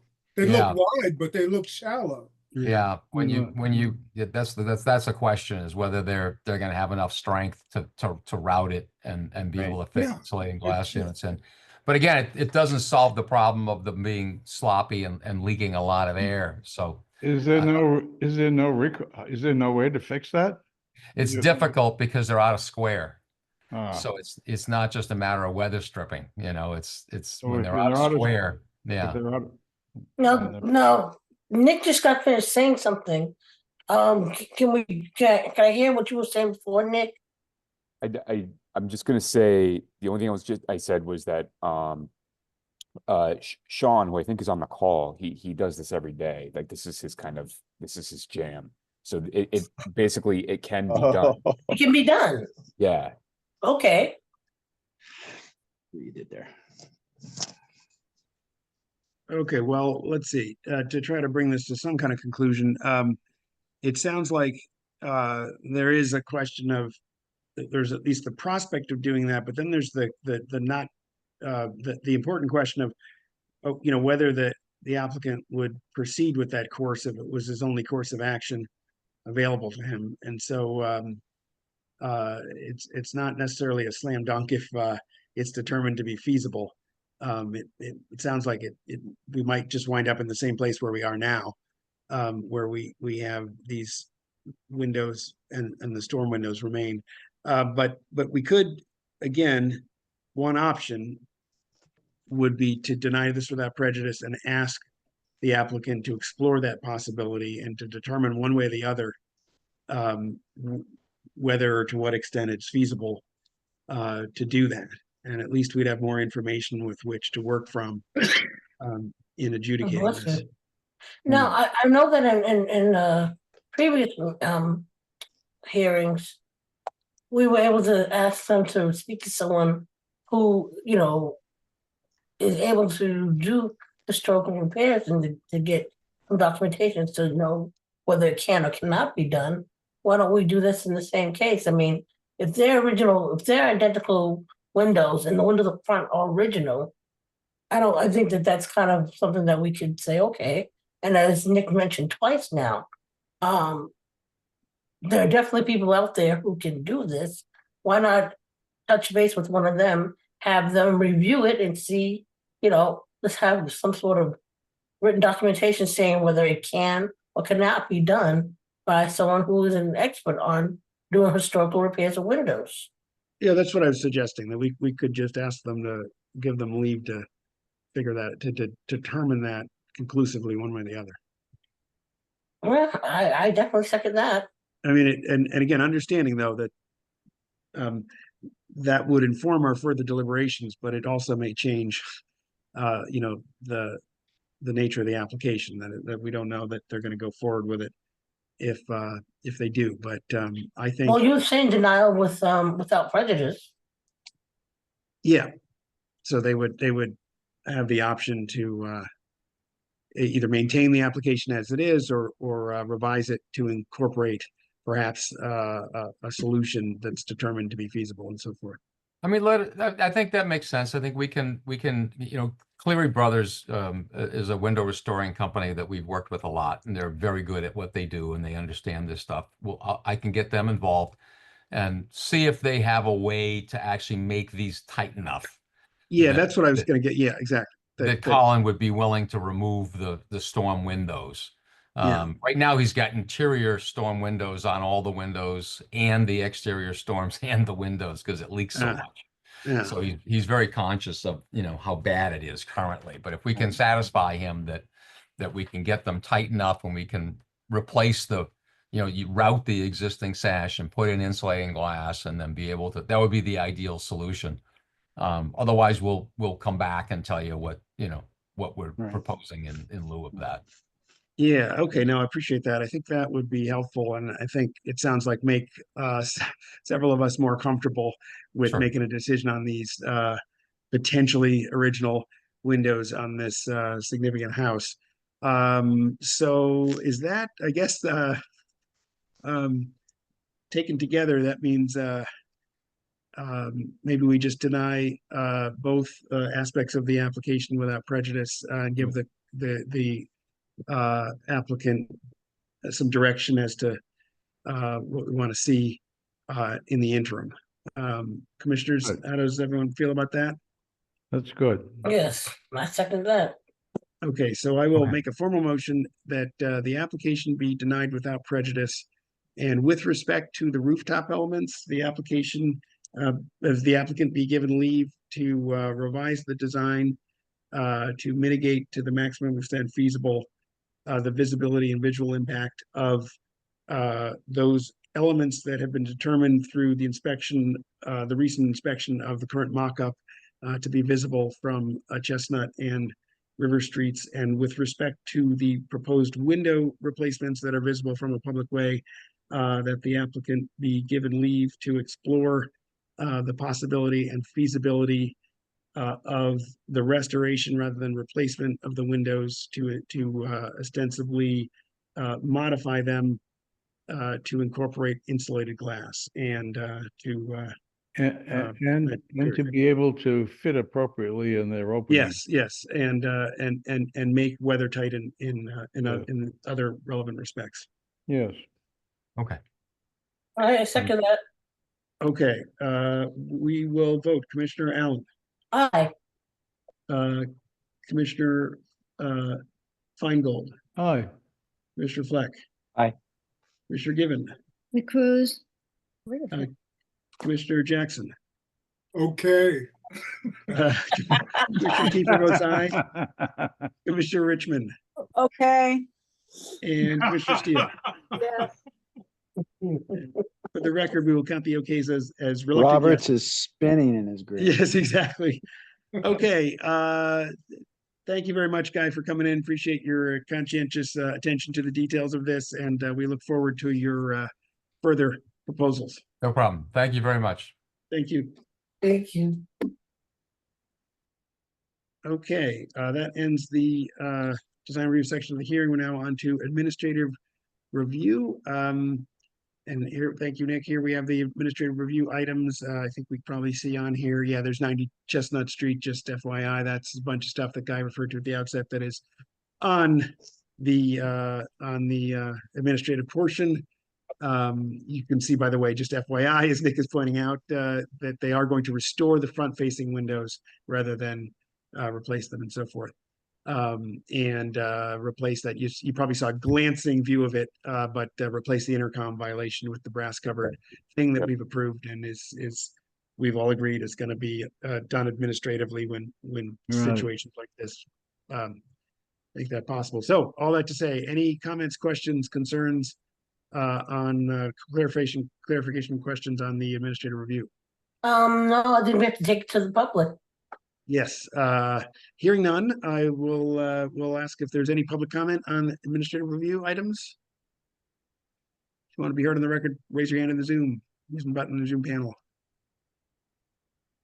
Don't Seeing no think I see comments, any. Mark. Yep. Okay, so we'll close public comment on the administrative review. Do I hear a motion to approve the administrative review items? So I moved. motion to approve. Second? Second. Second. Okay, we'll vote. Commissioner Allen, Aye. Mr. Feingold, Aye. Mr. Fleck, Aye. Mr. Given, Aye. Mr. Jackson, Aye. Commissioner Kiefer votes aye, Commissioner Richmond, Aye. and Commissioner Steele. Aye. Great. Administrative review items are approved. Thank you very much. Next, ratification of public hearing minutes from last month. We all got a copy in the email. This is both the November regular public hearing and then that December 3rd business meeting for which was just for the purposes of taking the vote for chair and vice chair. Let me take this opportunity to congratulate and thank Commissioner Allen for her continued service as vice chair. Very much appreciate your service, Arian. Thank you. Thank you. So we have both of those minutes in the email. Does anyone have any questions, comments, revisions to either of those minutes? They look good to me. Okay, anyone else going once? Anyone want to make a motion to approve and you So can moved. just okay, is that for both, just to be clear? Yes. Okay, so it's been moved, is there a second? I'll second it. Second. Okay, it's been moved and seconded to ratify the minutes of the November 21st, 2024 public hearing and December 3rd, pardon me, 2024 business meeting of Beacon Hill Architectural Commission. We'll vote Commissioner Allen, Aye. Mr. Feingold, Aye. Mr. Fleck, Aye. Mr. Given, Aye. Mr. Jackson, Aye. Mr. Kiefer votes aye, Commissioner Richmond, Aye. and Commissioner Steele. Aye. Okay, the minutes are, ratification of the minutes is approved. Staff updates, Nick. Okay, we're good on time here, so I will be as detailed as I possibly can be. Just wanted to talk to you all about some kind of 2024 accomplishments and some things that we have upcoming. So first, in terms of accomplishments thus far, we have 2 new landmarks currently. I think I might have mentioned this last time, but just in case I didn't, the Withington House, which is a federal style house in Dorchester, 19 Ashland Street, and then the Calf Pasture Pump House, which is the big castle looking building over by UMass Boston, including the 2 smaller pump houses that are adjacent to the building. So those are now official landmarks. In 2024, we have 10 new landmarks, which is almost a record for our commission since 1975. You can see those 10 landmarks on the right-hand side of the screen here. So those are all the new landmarks that we've had this year. We have 2 upcoming landmarks/districts. So City Hall was voted a week and a half ago by the Boston Landmarks Commission to become an official Boston landmark. I have just been informed this afternoon that the mayor has signed off on that landmark designation, and the last step is City Council to authorize. They have signaled currently that they will sign it on January 8th. After which we will have a big press conference to celebrate Boston landmarks, or the Boston City Hall as being an official Boston landmark and protected forever. For good or for bad, depending on who you're talking to. The ugly. For me, it's Be nice. me and Mo, it's a good thing. It might be debatable for other folks, right, Mo? Oh, no, Congratulations. I would say the style says it all. Yeah. Hey, Nick, just Wow. a clarifying question, Nick. Work in that Yeah. building hates it. I love it. And I used to work in that building. Yeah. Oh, Anyway, sorry, yes. go ahead, Mark. How many people voted okay? Sorry, I couldn't resist. No one voted okay. Yeah, it was all ayes. Yeah. Right. And then last but not least on this list, so Monument Square in Charlestown, the study committee has officially been established, which means that they're going to be studying Monument Square as being Boston's 11th historic district. So we're looking forward to that. And we will be soliciting the feedback of commissioners from all of our districts to give the Monument Square folks some feedback on what works and what does not work currently, or we'd like to see improved, I should say. So that's that. Kind of wrapping up our numbers as a commission here. So just to talk about what we've done as a commission on Beacon Hill. So this year we've processed 210 applications, which is a little bit down from last year, which was 226 applications. However, the total dollar amount that we've invested into the community is around $226 million. So we've invested quite a few monies into the community. In terms of violations, there have been 12 new violations issued, 14 violations ratified, and we currently have approximately 193 outstanding violations. But to be clear, that's like, those are violations from, that go back to approximately like a decade. So That's, as we get to these properties, we'll take care of it. I'm confident that we will. We have great relationships with our neighbors, so we'll get there eventually. Drilling down into some of the details in terms of the applications that we have processed, you can see the data right here on the screen. You will see that the vast majority of these applications have been approved or approved with provisos, with 11% just pending a decision. So I would imagine that number will go significantly up after this hearing, as well as when we process some of the outstanding applications that we received past the deadline for the December hearing. So the main point here is only about 1.4% of applications that were reviewed by the commission were denied. So we're not as scary as folks think we are. That's something that we've kind of accomplished there. And then just hitting some messaging home. Please contact staff for consultation as soon as possible. We can help you navigate to an approvable application.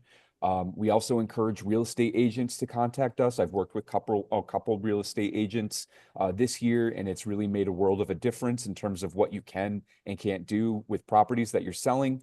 And then just a friendly reminder that all exterior changes visible from a public street or park are within the purview of our commission, and that includes street furniture. Hey, Nick? Yeah, what's up? Just one quick comment on that page. Given the tiny percentage of advisory reviews, I wonder if there's an opportunity to perhaps market or publicize that option more.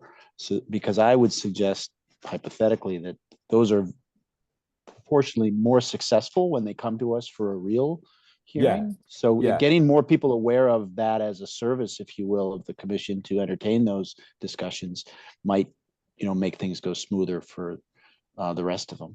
Sure. No, I agree. Mark might disagree, but I think that's because it's work for him. No, I think it's a good point, Ed. I am reluctant. I don't love advisory reviews. The Supreme Court doesn't, as a matter of policy, ever do them for good reason, I think. Oh, wow. But, I think, we don't want to sort of speculate on how we might decide something. And then in a sense, tie our hands about that. But your point is well taken. And I think the principle that you're advocating here is a good one. What's not really shown in this diagram is one major factor in the very high approval rate that we have, the very low rejection rate, as it were, denial rate, is that Nick does a tremendous amount of work behind the scenes with these applicants to guide what winds up on the application in the first place. And so the other reason I'm a little reluctant to have a lot of formal advisory reviews with the full commission is that a lot of that's already accomplished to, I think, a very significant degree by Nick. And he's able to do that, I think, at an even more detailed level, where he's literally going out and going in the building and looking at the windows and talking to the people about the applicants, about what they're trying to accomplish and so forth. And so I don't want to make more work for Nick, but I think this diagram kind of masks the role of sort of an advisory process that is already happening behind the scenes, and I think is extremely effective.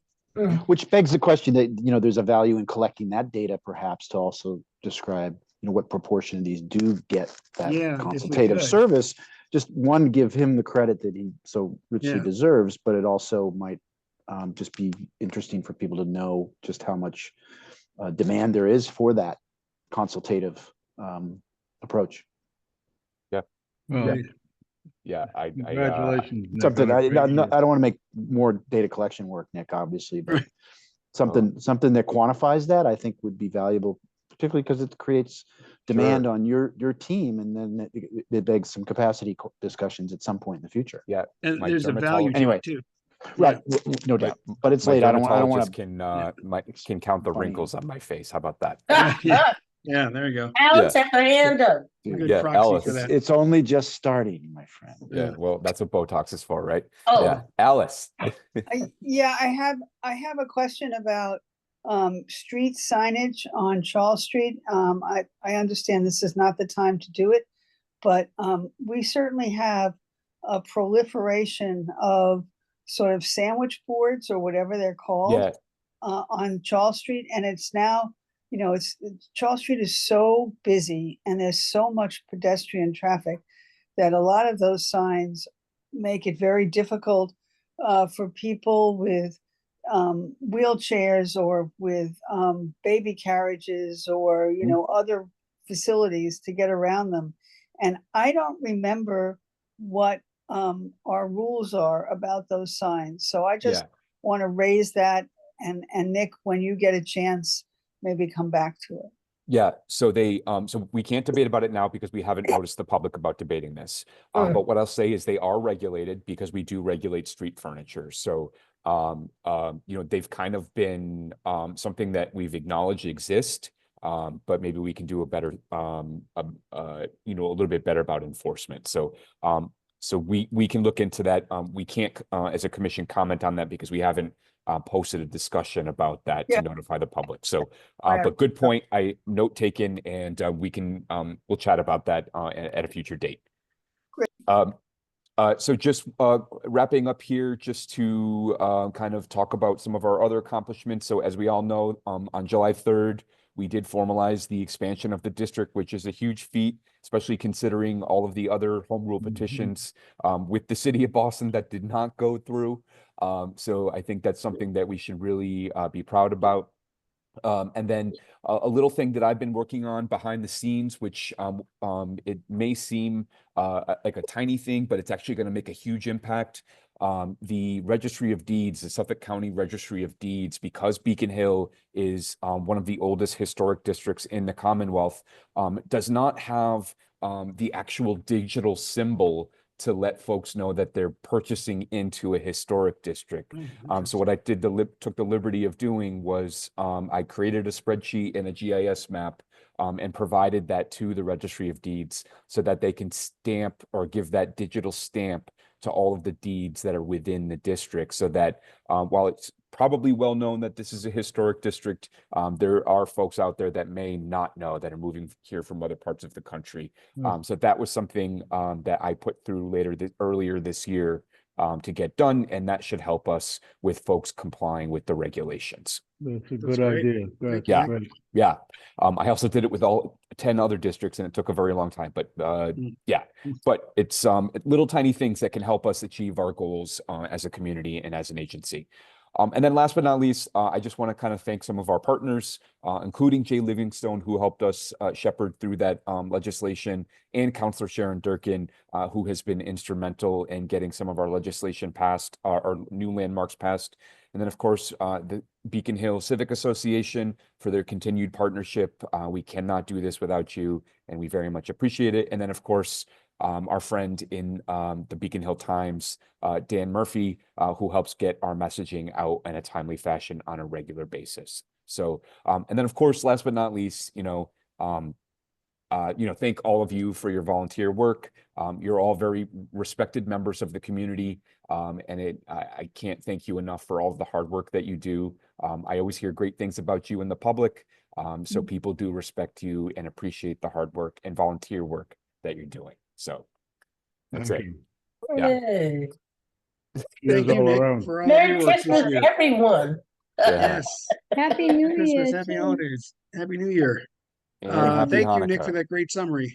Yes. Yes. Yeah. And you're gonna send that the pie chart and stuff to Dan Murphy. He's gonna write that up. So Yep. we'll get the word out about our record I sent- of Yeah. accomplishment over the last year. Terrific. Yes. Yep. I'm good. I already Awesome. sent him an email, so he's ready for it. So he's going to put that into the paper. Right. Yep. Right. Cool. Well, we almost got a hearing for 2024 at 2 hours, so that's also an accomplishment. Pretty good. Well, thank you all again for your service. I think that is the end of the presentation and the end of the meeting. Do we have a motion to adjourn? So moved. So moved. Do we hear a second? Aye. All in favor? Oh, you're right. It doesn't. All in favor, say aye. Bye. Aye. Happy holidays, everyone. Thank you, everyone. Bye, See you next everyone. year. Take care now. Bye. Happy holiday. Bye, guys.